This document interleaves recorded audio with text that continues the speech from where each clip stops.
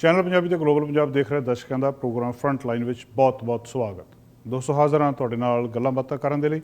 ਅੱਜ ਪ੍ਰੋਗਰਾਮ ਦੇ ਵਿੱਚ ਕੁਝ ਅਪਡੇਟਸ ਤੁਹਾਡੇ ਨਾਲ ਸਾਂਝੀਆਂ ਕਰਾਂਗੇ, ਕੁਝ ਕੈਨੇਡਾ ਦੀਆਂ।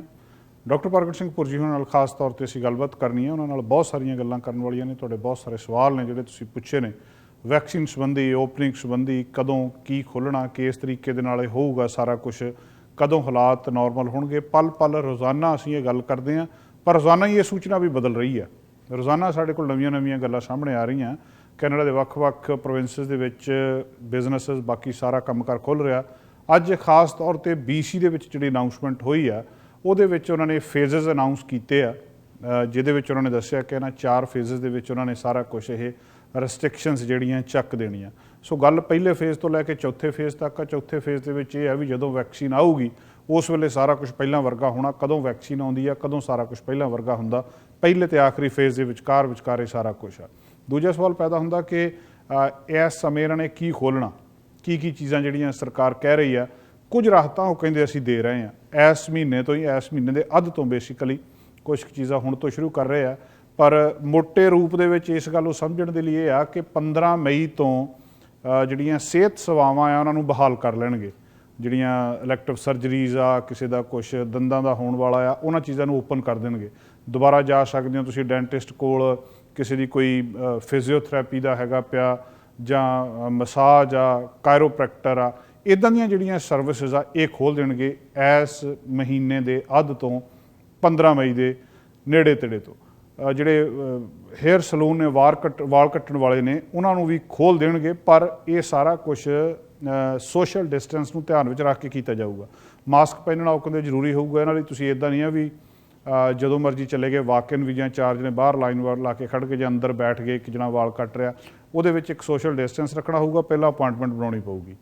ਇਹਦੇ ਨਾਲ ਹੀ ਤੁਸੀਂ ਜਿਹੜਾ ਆ ਇੱਥੇ ਜਾ ਸਕਦੇ, ਮਤਲਬ ਗਾਹਕ ਨੂੰ ਪਹਿਲਾਂ ਦੱਸਣਾ ਪਊਗਾ ਵੀ ਉਹ ਕਦੋਂ ਆ ਰਿਹਾ। ਇਹ ਤੋਂ ਬਾਅਦ ਮਸਲਾ ਹੁੰਦਾ ਰੈਸਟੋਰੈਂਟਸ ਦਾ, ਕੈਫੇ, ਪੱਬ ਜਾਂ ਹੋਰ ਚੀਜ਼ਾਂ ਆ, ਜਿਹੜਾ ਮਿਊਜ਼ੀਅਮ ਆ, ਇੱਥੇ ਉਹ ਕਹਿੰਦੇ ਖੋਲ੍ਹ ਸਕਦੇ ਆ, ਪਰ 6 ਫੁੱਟ ਦੀ ਦੂਰੀ ਰੱਖਣੀ ਪਊਗੀ। ਉਹ ਕਿੱਦਾਂ ਰੱਖਣੀ ਆ, ਲੋਕ ਦੇਖਣਗੇ। ਰੈਸਟੋਰੈਂਟ ਦੇ ਵਿੱਚ ਜਾਓਗੇ 6 ਫੁੱਟ ਦੂਰੀ ਰਹੂਗੀ। ਇਹ ਚੀਜ਼ਾਂ ਐਸੇ ਮਹੀਨੇ ਦੇ ਅੱਧ ਤੋਂ ਬ੍ਰਿਟਿਸ਼ ਕੋਲੰਬੀਆ ਦੇ ਵਿੱਚ ਲਾਗੂ ਹੋ ਜਾਣੀ ਹੈ। ਬਹੁਤ ਸਾਰੇ ਰੈਸਟੋਰੈਂਟ ਤੁਹਾਨੂੰ ਖੁੱਲ੍ਹੇ ਮਿਲਣਗੇ। ਸੋ ਬੇਸਿਕਲੀ 2 ਮੀਟਰ ਦੀ ਦੂਰੀ ਹੋਣੀ ਚਾਹੀਦੀ ਆ।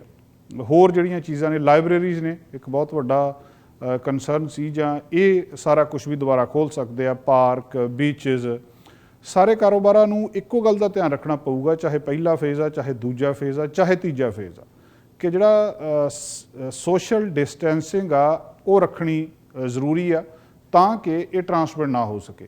ਅਸੀਂ ਅੱਜ ਪ੍ਰੋਗਰਾਮ ਦੇ ਪਹਿਲੇ ਹਿੱਸੇ ਵਿੱਚ ਡਿਟੇਲ ਦੇ ਵਿੱਚ ਗੱਲਬਾਤ ਕਰਨੀ ਹੈ। ਤੁਹਾਡੀਆਂ ਕੱਲ੍ਹ ਬਹੁਤ ਸਾਰੀਆਂ ਫੋਨ ਕਾਲ ਸੀ ਕਿ ਕੈਨੇਡਾ ਬਾਰੇ ਸਿਚੁਏਸ਼ਨ ਸਮਝਾਈ ਜਾਵੇ। ਕੱਲ੍ਹ ਅਸੀਂ ਇੱਕ ਕਰਵ ਜਿਹੜੀ ਪੀਕ ਸੀ ਉਹਨੂੰ ਡਿਸਕਸ ਕੀਤਾ ਤੁਹਾਡੇ ਨਾਲ। ਜਿਹੜੇ 6 ਮੇਜਰ ਕੰਟਰੀਜ਼ ਨੇ ਉਹਨਾਂ ਨੂੰ ਲੈ ਕੇ, US ਨੂੰ ਲੈ ਕੇ, ਕੈਨੇਡਾ ਨੂੰ, UK ਨੂੰ, ਫਿਰ ਇਟਲੀ ਨੂੰ, ਇੰਡੀਆ ਨੂੰ।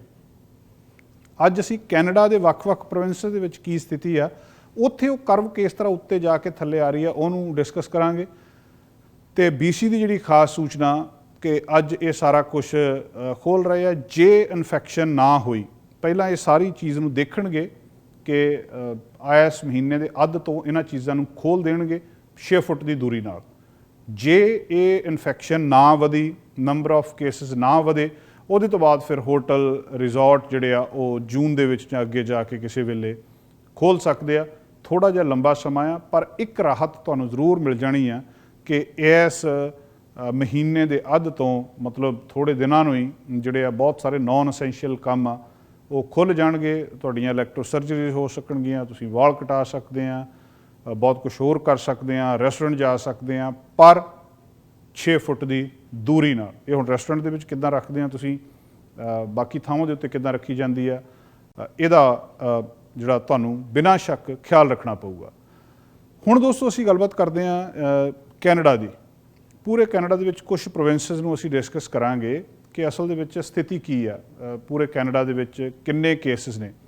ਸਭ ਤੋਂ ਪਹਿਲਾਂ ਅਸੀਂ ਦੇਖਦੇ ਹਾਂ ਜਿਹੜਾ ਨਿਊਫਾਊਂਡਲੈਂਡ ਅਤੇ ਲੈਬਰਾਡੋਰ ਦੇ ਵਿੱਚ ਜਿਹੜੀ ਸਥਿਤੀ ਆ, ਉਹਦੇ ਵਿੱਚ ਤੁਸੀਂ ਇਹ ਗ੍ਰਾਫ ਮੇਰੇ ਪਿੱਛੇ ਦੇਖ ਸਕਦੇ ਹੋ। ਇਸ ਸੂਬੇ ਦੇ ਵਿੱਚ ਜਿਹੜੇ ਟੋਟਲ 259 ਕੇਸ ਸੀ, 259। ਹੁਣ ਮਸਲਾ ਜਿਹੜੇ ਤੁਸੀਂ ਨਾਲ ਡਿਸਕਸ ਕਰ ਰਹੇ ਵੀ ਖੋਲ੍ਹਣ ਕਿਉਂ ਜਾ ਰਹੇ, ਕਿਉਂ ਖੋਲ੍ਹ ਰਹੇ ਆ।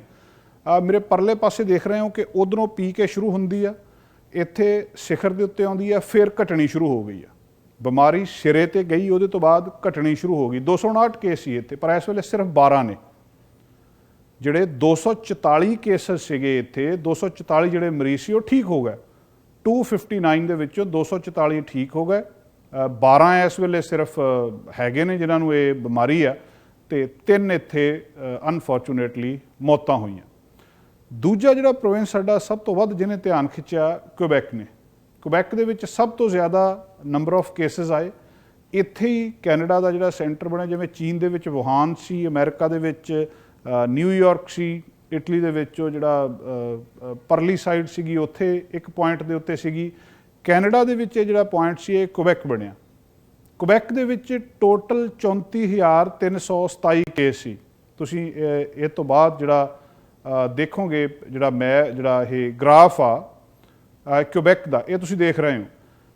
ਅਜੇ ਵੀ ਉਹ ਪਰਲੇ ਪਾਸਿਓਂ ਸ਼ੁਰੂ ਹੋਇਆ ਸੀ, ਬਿਲਕੁਲ ਥੱਲਿਓਂ ਇਹਨੇ ਉੱਪਰ ਵੱਲੋਂ ਜਾਣਾ ਸ਼ੁਰੂ ਕੀਤਾ, ਔਰ ਤੁਸੀਂ ਮੇਰੇ ਪਿੱਛੇ ਦੇਖ ਸਕਦੇ ਹੋ ਕਿ ਬਿਲਕੁਲ ਇਹ ਸਿਰੇ ਤੇ ਚਲੇਗੀ, ਅਜੇ ਥੱਲੇ ਨਹੀਂ ਆਈ ਹੈ, ਅਜੇ ਵੀ ਸਿਰੇ ਦੇ ਉੱਤੇ ਹੈਗੀ ਹੈ। ਇਹ ਇੱਥੇ ਦੀ ਖਾਸ ਗੱਲ ਆ ਕਿ ਜਿਹਨੇ ਸਾਰੇ ਕੈਨੇਡਾ ਨੂੰ ਤੁਸੀਂ ਕਹਿ ਸਕਦੇ ਹੋ ਕਿ ਜਿਹੜੀ ਹਲਚਲ ਮਚਾਈ ਜਾਂ ਇਹਨੇ ਸਾਰਾ ਕੁਝ ਜਿਹੜਾ ਗੜਬੜ ਕੀਤਾ, ਇਸ ਪ੍ਰੋਵਿੰਸ ਤੋਂ ਇੱਥੇ ਸਭ ਤੋਂ ਵੱਧ ਮਾਰ ਕੈਨੇਡਾ ਦੇ ਵਿੱਚ ਇੱਥੇ ਪਈ ਹੈ। 34,327 ਟੋਟਲ ਕੇਸ ਅੱਜ ਤੱਕ ਇੱਥੇ ਸੀਗੇ, ਔਰ ਇਹਨਾਂ ਦੇ ਵਿੱਚੋਂ 8200 ਜਿਹੜੇ ਲੋਕ ਸੀਗੇ ਉਹ ਠੀਕ ਹੋ ਗਏ। 8284 ਲੋਕ ਠੀਕ ਹੋ ਗਏ 34,000 ਦੇ ਵਿੱਚੋਂ। 23,000 ਹਜੇ ਵੀ ਐਕਟਿਵ ਆ ਉੱਥੇ, ਔਰ 2510 ਮੌਤਾਂ ਹੋਈਆਂ ਇਸ ਸੂਬੇ ਦੇ ਵਿੱਚ। ਔਰ ਕੁਦਰਤੀ ਆ ਕਿ ਇਹਨੂੰ ਸਭ ਤੋਂ ਬਾਅਦ ਦੇ ਵਿੱਚ ਇੱਥੇ ਜਿਹੜੀ ਰਿਸਟ੍ਰਿਕਸ਼ਨਸ ਆ ਚੱਕੀਆਂ ਜਾਣਗੀਆਂ। ਮਤਲਬ 23,000 ਇਸ ਵੇਲੇ ਲੋਕ ਇੱਥੇ ਐਕਟਿਵ ਨੇ। ਟੋਟਲ 34,000 ਇੱਥੇ ਜਿਹੜਾ ਕੇਸਸ ਸੀਗਾ। ਇਹ ਐਪੀ ਸੈਂਟਰ ਬਣਿਆ ਕੈਨੇਡਾ ਦਾ। ਇੰਡੀਆ ਦੇ ਵਿੱਚ ਮਹਾਰਾਸ਼ਟਰ ਦੇ ਵਿੱਚ ਅੱਗੇ ਮੁੰਬਈ ਆ। ਇਸ ਵਾਇਰਸ ਦੀ ਇੱਕ ਖਾਸ ਗੱਲ ਜਿਹੜੀ ਦੇਖਣ ਵਾਲੀ ਸੀ ਕਿ ਹਰ ਇੱਕ ਦੇਸ਼ ਦੇ ਵਿੱਚ ਜਾਂਦਾ, ਉਸ ਦੇਸ਼ ਦੇ ਵਿੱਚ ਇੱਕ ਪੁਆਇੰਟ ਆ ਜਾਂਦਾ ਜਿਸ ਉਸ ਦੇਸ਼ ਦੇ ਇੱਕ ਹਿੱਸੇ ਦੇ ਵਿੱਚ ਸਭ ਤੋਂ ਵੱਧ ਰਹਿੰਦਾ ਇਹ। ਬਾਕੀ ਜਿੰਨੇ ਜਿਹੜੇ ਹੈਗੇ ਆ, ਮੰਨ ਲਓ 63,000 ਪੂਰੇ ਕੈਨੇਡਾ 'ਚ, ਤੇ 34,000 ਸਿਰਫ ਕੁਬੈਕ ਦੇ ਵਿੱਚ ਆ। ਐਸੇ ਤਰ੍ਹਾਂ ਹੀ ਜਿੰਨੇ ਸਾਰੇ ਅਮਰੀਕਾ ਦੇ ਵਿੱਚ ਆ, ਲਗਭਗ ਉਹਨੇ ਜਾਂ ਉਹਦੀ ਇੱਕ ਵੱਡੀ ਗਿਣਤੀ ਜਿਹੜੀ ਉਹ ਨਿਊਯਾਰਕ ਦੇ ਵਿੱਚ ਸੀ। ਅਜੇ ਵੀ ਉੱਥੇ ਇਹੀ ਹਾਲਤ ਆ। ਕੈਨੇਡਾ ਦਾ ਇਹ ਪ੍ਰੋਵਿੰਸ ਜਿਹੜਾ ਸਭ ਤੋਂ ਵੱਧ ਪ੍ਰਭਾਵਿਤ ਹੋਇਆ। ਇਹਦੇ ਨਾਲ ਲੱਗਦਾ ਜਿਹੜਾ ਪ੍ਰੋਵਿੰਸ ਆ ਓਨਟਾਰੀਓ ਆ। ਓਨਟਾਰੀਓ ਦੂਜੇ ਨੰਬਰ 'ਤੇ ਸੀ ਜਿਹਨੂੰ ਇਹਨੇ ਸਭ ਤੋਂ ਵੱਧ ਪ੍ਰਭਾਵਿਤ ਕੀਤਾ। ਤੁਸੀਂ ਦੇਖ ਸਕਦੇ ਹੋ 18,722 ਇੱਥੇ ਟੋਟਲ ਕੇਸਿਸ ਸੀਗੇ। ਇਹਨੂੰ ਗ੍ਰਾਫ ਨੂੰ ਸਮਝਣਾ ਬਹੁਤ ਜ਼ਰੂਰੀ ਆ। ਬਿਲਕੁਲ ਫਰਵਰੀ ਮਾਰਚ ਦੇ ਵਿੱਚ ਉਹ ਪਰਲੇ ਪਾਸੇ ਜਿੱਥੇ ਕੁਝ ਵੀ ਨਹੀਂ ਦਿਸ ਰਿਹਾ, ਥੋੜ੍ਹੇ ਜਿਹੇ ਕੇਸ ਸੀਗੇ। ਉਹਦੇ ਤੋਂ ਬਾਅਦ ਇਹ ਕੇਸ ਵਧਣੇ ਸ਼ੁਰੂ ਹੋਏ, ਇਹ ਪਹਾੜੀ ਦੇ ਉੱਪਰ ਵੱਲ ਨੂੰ ਜਾਣਾ ਸ਼ੁਰੂ ਹੋਇਆ। ਤੁਸੀਂ ਬਿਲਕੁਲ ਇਹਨੂੰ ਜਦੋਂ ਪਿੱਛੇ ਦੇਖੋਗੇ, ਇੱਕ ਪੁਆਇੰਟ ਦੇ ਉੱਤੇ ਜਾ ਕੇ ਇਹਦੀ ਸਿਖਰ ਆ ਗਈ। ਸਿਖਰ ਤੋਂ ਬਾਅਦ ਹੁਣ ਇਹਨੇ ਥੱਲੇ ਨੂੰ ਜਾਣਾ ਸ਼ੁਰੂ ਕਰ ਦਿੱਤਾ। ਇਹ ਸਭ ਤੋਂ ਇੰਪੋਰਟੈਂਟ ਚੀਜ਼ ਆ। 18,722 ਟੋਟਲ ਕੇਸ ਸੀਗੇ, ਜਿਨ੍ਹਾਂ ਦੇ ਵਿੱਚੋਂ 13,222 ਬੰਦਾ ਠੀਕ ਹੋ ਗਿਆ, ਔਰ ਸਿਰਫ 4,000 ਬੰਦਾ ਜਿਹੜਾ ਇਸ ਵੇਲੇ ਉੱਥੇ ਪੂਰੇ ontario ਦੇ ਵਿੱਚ ਹੈਗਾ। 18,000 ਦੇ ਵਿੱਚੋਂ ਸਿਰਫ 4,000 ਐਕਟਿਵ ਰਹਿ ਗਿਆ, ਬਾਕੀ ਠੀਕ ਹੋ ਗਏ। ਔਰ ਇੱਥੇ ਵੀ ਸਭ ਤੋਂ ਵੱਧ ਨੁਕਸਾਨ ਹੋਇਆ, ਜਿਹੜਾ 1429 ਮੌਤਾਂ ਇਸ ਪ੍ਰੋਵਿੰਸ ਦੇ ਵਿੱਚ ਹੋਈਆਂ। ਇਹਦੇ ਨਾਲ ਲੱਗਦਾ ਜਦੋਂ ਉਰਲੇ ਪਾਸੇ ਨੂੰ ਆਉਣੇ ਅਸੀਂ ਵਿਨੀਪੈਗ ਵੱਲ ਨੂੰ, ਮੈਨੀਟੋਬਾ ਕਿਉਂਕਿ ਪੋਪੂਲੇਸ਼ਨ ਵੀ ਥੋੜ੍ਹੀ ਆ, ਇਸ ਕਰਕੇ ਇੱਥੇ ਕੇਸ ਵੀ ਥੋੜ੍ਹੇ ਸੀ। 284 ਟੋਟਲ ਕੇਸ ਸੀਗੇ, ਜਿਨ੍ਹਾਂ ਦੇ ਵਿੱਚੋਂ 242 ਬੰਦੇ ਠੀਕ ਹੋ ਗਏ। ਅੱਜ ਤੱਕ ਦੇ ਡਾਟੇ ਅਨੁਸਾਰ 284 ਟੋਟਲ ਉੱਥੇ ਕੇਸ ਸੀਗੇ, ਜਿਨ੍ਹਾਂ ਦੇ ਵਿੱਚੋਂ 242 ਠੀਕ ਹੋ ਗਏ। ਬਿਲਕੁਲ ਪਰਲੇ ਪਾਸਿਓਂ ਬਿਮਾਰੀ ਵਧਣੀ ਸ਼ੁਰੂ ਹੋਈ, ਇੱਥੇ ਆ ਕੇ ਫਿਰ ਇਹ ਪੀਕ ਦੇ ਉੱਤੇ ਗਈ, ਉਹਦੇ ਤੋਂ ਬਾਅਦ ਬਿਲਕੁਲ ਥੱਲੇ ਨੂੰ ਆ ਗਈ। ਇਹ ਜਿਹੜਾ ਪੈਟਰਨ ਸੀ, ਇਹ ਬਿਮਾਰੀ ਦੇ ਕੰਟਰੋਲ ਹੋਣ ਦਾ ਇੱਕ ਸਾਈਨ ਆ। 242 ਠੀਕ ਹੋ ਗਿਆ। ਇਸ ਵੇਲੇ 35 ਕੇਸ ਨੇ ਉੱਥੇ। 7 ਮੌਤਾਂ ਇੱਥੇ ਦੋਸਤੋ ਮੈਨੀਟੋਬਾ ਦੇ ਵਿੱਚ ਹੋਈਆਂ ਸੀ। ਔਰ ਮੈਨੀਟੋਬਾ ਨੂੰ ਇਸ ਕਰਕੇ ਓਪਨ ਕਰਨ ਦੀ ਗੱਲ ਸਭ ਤੋਂ ਪਹਿਲਾਂ ਹੋਈ ਸੀ। ਇਹਦੀ ਓਪਨਿੰਗ ਦੀ ਗੱਲ ਬਹੁਤ ਹੋਈ ਹੈ ਕਿ ਇਹਨੂੰ ਸਸਕਾਚਵਿਨ ਦੇ ਬਾਰੇ ਆਪਾਂ ਗੱਲ ਕੀਤੀ ਹੈ। ਸੋ ਮੈਨੀਟੋਬਾ ਦੇ ਨਾਲ ਲੱਗਦਾ ਜਿਹੜਾ ਪ੍ਰੋਵਿੰਸ ਆ ਉਹ ਸਸਕਾਚਵਿਨ ਆ, ਸਸਕਾਟੂਨ, ਰਜਾਈਨਾ, ਤੁਸੀਂ ਇਹ ਸ਼ਹਿਰ ਉੱਥੇ ਜਿਹੜੇ ਸੁਣੇ ਆ। ਇਹਦੇ ਵਿੱਚ ਵੀ ਕਿਉਂਕਿ ਪਾਪੂਲੇਸ਼ਨ ਥੋੜ੍ਹੀ, ਔਰ ਪੈਟਰਨ ਇੱਥੇ ਵੀ ਲਗਭਗ ਇੱਦਾਂ ਦਾ ਹੀ ਰਿਹਾ। 512 ਟੋਟਲ ਕੇਸ ਸੀਗੇ ਇੱਥੇ। ਇਸ ਵੇਲੇ 194 ਐਕਟਿਵ ਨੇ, 312 ਠੀਕ ਹੋ ਗਏ, ਤੇ 6 ਲੋਕਾਂ ਦੀ ਇੱਥੇ ਮੌਤ ਹੋ ਗਈ। ਔਰ ਇਹ ਜਿਹੜਾ ਗ੍ਰਾਫ ਤੁਹਾਨੂੰ ਇਹ ਦੱਸ ਰਿਹਾ ਕਿ ਸਭ ਤੋਂ ਪਹਿਲਾਂ ਘੱਟ, ਫਿਰ ਬਿਲਕੁਲ ਮੇਰੇ ਪਿੱਛੇ ਇਹ ਵਧਣੇ ਸ਼ੁਰੂ ਹੋਏ, ਉਸ ਤੋਂ ਬਾਅਦ ਫੇਰ ਥੱਲੇ ਚਲੇ ਗਏ, ਔਰ ਉਸ ਤੋਂ ਬਾਅਦ ਫੇਰ ਵਧਣੇ ਸ਼ੁਰੂ ਹੋ ਗਏ। ਇਹ ਚੀਜ਼ ਖਤਰਨਾਕ ਆ ਜਿਹੜੀ ਸੈਕੰਡ ਵੇਵ ਆਉਂਦੀ ਆ। ਇੱਕ ਵਾਰੀ ਪੀਕ ਦੇ ਉੱਤੇ ਜਾਂਦੇ ਆ, ਉਹਦੇ ਤੋਂ ਬਾਅਦ ਇਹ ਹਰ ਇੱਕ ਜਗ੍ਹਾ ਦੇ ਉੱਤੇ ਫਿਰ ਘਟਣੇ ਸ਼ੁਰੂ ਹੁੰਦੇ ਆ। ਜੇ ਦੁਬਾਰਾ ਵਧਣ ਲੱਗ ਪੈਣ, ਹੁਣ ਦੇਖਿਆ ਤਾਂ ਇਹ ਜਾ ਰਿਹਾ ਸੀ ਇੱਥੇ ਸਸਕਾਚਵਨ ਦੇ ਵਿੱਚ ਕਿ ਇੱਕ ਵਾਰੀ ਇਹ ਕੇਸਿਸ ਜਿਹੜੇ ਆ ਥੱਲੇ ਸੀ, ਵਧਣੇ ਸ਼ੁਰੂ ਹੋਏ, ਥੱਲੇ ਆਏ ਤੇ ਖਤਮ ਹੋ ਜਾਣੇ ਚਾਹੀਦੇ ਸੀ, ਪਰ ਇਹਦੇ ਤੋਂ ਬਾਅਦ ਫੇਰ ਵਧਣੇ ਸ਼ੁਰੂ ਹੋ ਗਏ। ਇਹ ਭਾਵੇਂ ਨੰਬਰ ਬਹੁਤ ਥੋੜਾ ਉੱਥੇ 512 ਟੋਟਲ ਆ, ਪਰ ਫਿਰ ਵੀ ਇਹ ਗ੍ਰਾਫ ਤੁਹਾਨੂੰ ਦੱਸਦਾ ਕਿ ਅਸਲ ਦੇ ਵਿੱਚ ਸਥਿਤੀ ਕੀ ਹੈ। ਨਹੀਂ ਤਾਂ ਸਾਨੂੰ ਰੋਜ਼ ਡਾਟਾ ਪਤਾ ਲੱਗ ਜਾਂਦਾ, ਉੱਥੇ ਜੀ ਇੰਡੀਆ ਦੇ ਵਿੱਚ 2000 ਨਵਾਂ ਕੇਸ ਆ ਗਿਆ, ਉੱਥੇ 200 ਆ ਗਿਆ, ਅਮਰੀਕਾ ਦੇ ਵਿੱਚ 3000 ਆ ਗਿਆ। ਸਾਨੂੰ ਸਮਝ ਨਹੀਂ ਆਉਂਦੀ ਵੀ ਕਿ ਇਹ ਕਿੱਥੇ ਵੱਧ ਰਿਹਾ, ਕਿੱਥੇ ਘਟ ਰਿਹਾ, ਜਾਂ ਬਿਮਾਰੀ ਕਾਬੂ 'ਚ ਕਿੱਥੇ ਆ। ਅਲਬਰਟਾ ਬਹੁਤ ਇੰਪੋਰਟੈਂਟ ਸੂਬਾ ਜਿਹੜਾ ਕੈਨੇਡਾ ਦਾ, 5963 ਕੇਸ ਇੱਥੇ ਟੋਟਲ ਹੋਏ, 5963 5000 ਜਿਹੜਾ 963 ਕੇਸਿਸ ਇਹ ਸੂਬੇ ਦੇ ਵਿੱਚ ਹੋਏ, ਔਰ ਇਹਨਾਂ ਦੇ ਵਿੱਚੋਂ 2552 ਬੰਦੇ ਠੀਕ ਹੋ ਗਏ। ਟੋਟਲ 5963 ਦੇ ਵਿੱਚੋਂ ਹੁਣ ਤੱਕ 2552 ਬੰਦੇ ਠੀਕ ਹੋ ਗਏ। ਮਤਲਬ ਇਹਨਾਂ ਨੂੰ ਕੁਛ ਆਪਣੇ ਆਪ ਹੀ ਬਹੁਤੇ ਸੀਗੇ ਜਿਹੜੇ ਬਾਹਰ ਹੀ ਠੀਕ ਹੋ ਗਏ, ਉਹਨਾਂ ਨੂੰ ਕਿਤੇ ਜਾਣਾ ਹੀ ਨਹੀਂ ਪਿਆ ਹਸਪੀਟਲ ਦੇ ਵਿੱਚ। ਕੁਛ ਹਸਪੀਟਲ 'ਚ ਗਏ, ਉੱਥੇ ਠੀਕ ਹੋ ਗਏ, ਕੋਈ ICU ਤੱਕ ਗਏ, ਉੱਥੇ ਠੀਕ ਹੋ ਗਏ। ਮੈਜੋਰਿਟੀ ਜਿਹੜੀ ਸੀ ਉਹਨਾਂ ਨੂੰ ਬਾਕੀ ਜ਼ੁਕਾਮ ਵਾਂਗੂ ਇਹ ਜ਼ੁਕਾਮ ਹੋਇਆ, ਉਹਨਾਂ ਨੂੰ ਆਈਸੋਲੇਟ ਕਰ ਦਿੱਤਾ, ਵੱਖਰੇ ਕਰ ਦਿੱਤਾ, ਉਹ ਠੀਕ ਹੋ ਗਏ। 6000 ਵਿੱਚੋਂ ਲਗਭਗ 6000 ਦੇ ਵਿੱਚੋਂ 2500, ਬਾਕੀ ਇਸ ਵੇਲੇ ਉੱਥੇ 2299 ਇਹਦੇ ਤੋਂ ਪੀੜਤ ਨੇ ਇਸ ਵੇਲੇ ਅੱਜ।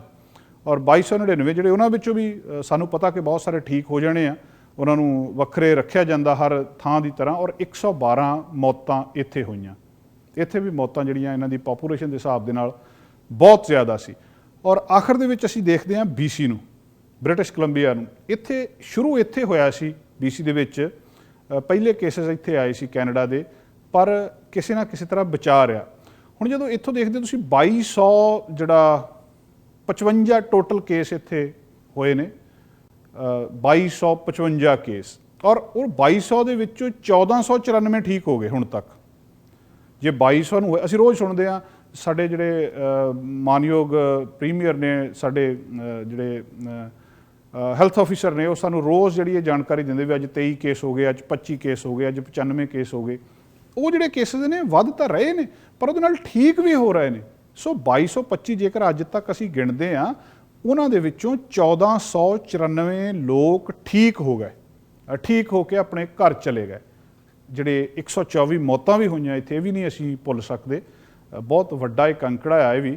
ਔਰ 637 ਲੋਕ ਜਿਹੜੇ ਨੇ ਉਹ ਇੱਥੇ ਇਸ ਵੇਲੇ ਐਕਟਿਵ ਨੇ। ਉਹ 637 ਦੇ ਵਿੱਚੋਂ ਵੀ ਬਹੁਤੇ, ਡਾਕਟਰ ਪੁਰਜੀ ਉਹਨਾਂ ਨਾਲ ਅਸੀਂ ਗੱਲਬਾਤ ਕਰਾਂਗੇ, ਉਹਨਾਂ ਨੂੰ ਪੁੱਛਾਂਗੇ, ਉਹਨਾਂ ਦੇ ਵਿੱਚੋਂ ਵੀ ਬਹੁਤੇ ਜਿਹੜੇ ਘਰਾਂ ਦੇ ਵਿੱਚ ਆਈਸੋਲੇਟ ਨੇ ਔਰ ਉਹਨਾਂ ਨੇ ਠੀਕ ਠਾਕ ਹੋ ਜਾਣਾ। ਸੋ ਇਸ ਗੱਲ ਤੋਂ ਦੋਸਤੋ ਤੁਸੀਂ ਅੰਦਾਜ਼ਾ ਲਾ ਸਕਦੇ ਹੋ ਕਿ ਸਿਚੁਏਸ਼ਨ ਹੈ ਕਿ ਬਹੁਤ ਸਾਰੇ ਲੋਕਾਂ ਨੂੰ ਇਹ ਬਿਮਾਰੀ ਹੋਈ, ਉਹਨਾਂ ਦੇ ਵਿੱਚੋਂ ਵੱਡੀ ਗਿਣਤੀ ਠੀਕ ਹੋ ਰਹੀ ਆ, ਠੀਕ ਹੋ ਕੇ ਘਰ ਚਲੀ ਗਈ। ਜਦੋਂ ਘਰ ਚਲੀ ਗਈ, ਸਰਕਾਰ ਨੇ ਸੋਚ ਲਿਆ ਵੀ ਹੁਣ ਇਹਨਾਂ ਨੂੰ ਥੋੜ੍ਹੀ ਬਹੁਤੀ ਖੁੱਲ੍ਹ ਦੇ ਦਿਓ, ਪਰ ਇਹ ਕਦੇ ਵੀ ਖੁੱਲ੍ਹ, ਜੇ ਤੁਹਾਨੂੰ 4 ਫੇਜ਼ ਚਾਹੇ ਇੱਥੇ ਦੇ ਦੱਸਿਆ ਬ੍ਰਿਟਿਸ਼ ਕੋਲੰਬੀਆ ਦੇ, ਚਾਹੇ ਤੁਸੀਂ ਸਮਝ ਲਓ ਇਹ ਕੇਸ ਜਿਹੜੇ ਹੈਗੇ ਨੇ ਸਸਕਾਚਵਨ 'ਚ ਜਾਂ ਕਿਤੇ ਵੀ ਹੈਗਾ, ਕਿਤੇ ਵੀ ਇੱਕ ਗੱਲ ਬਹੁਤ ਕਾਮਨ ਆ ਕਿ ਤੁਹਾਨੂੰ 6 ਫੁੱਟ ਦਾ ਫਾਸਲਾ ਰੱਖਣਾ ਹੀ ਪੈਣਾ।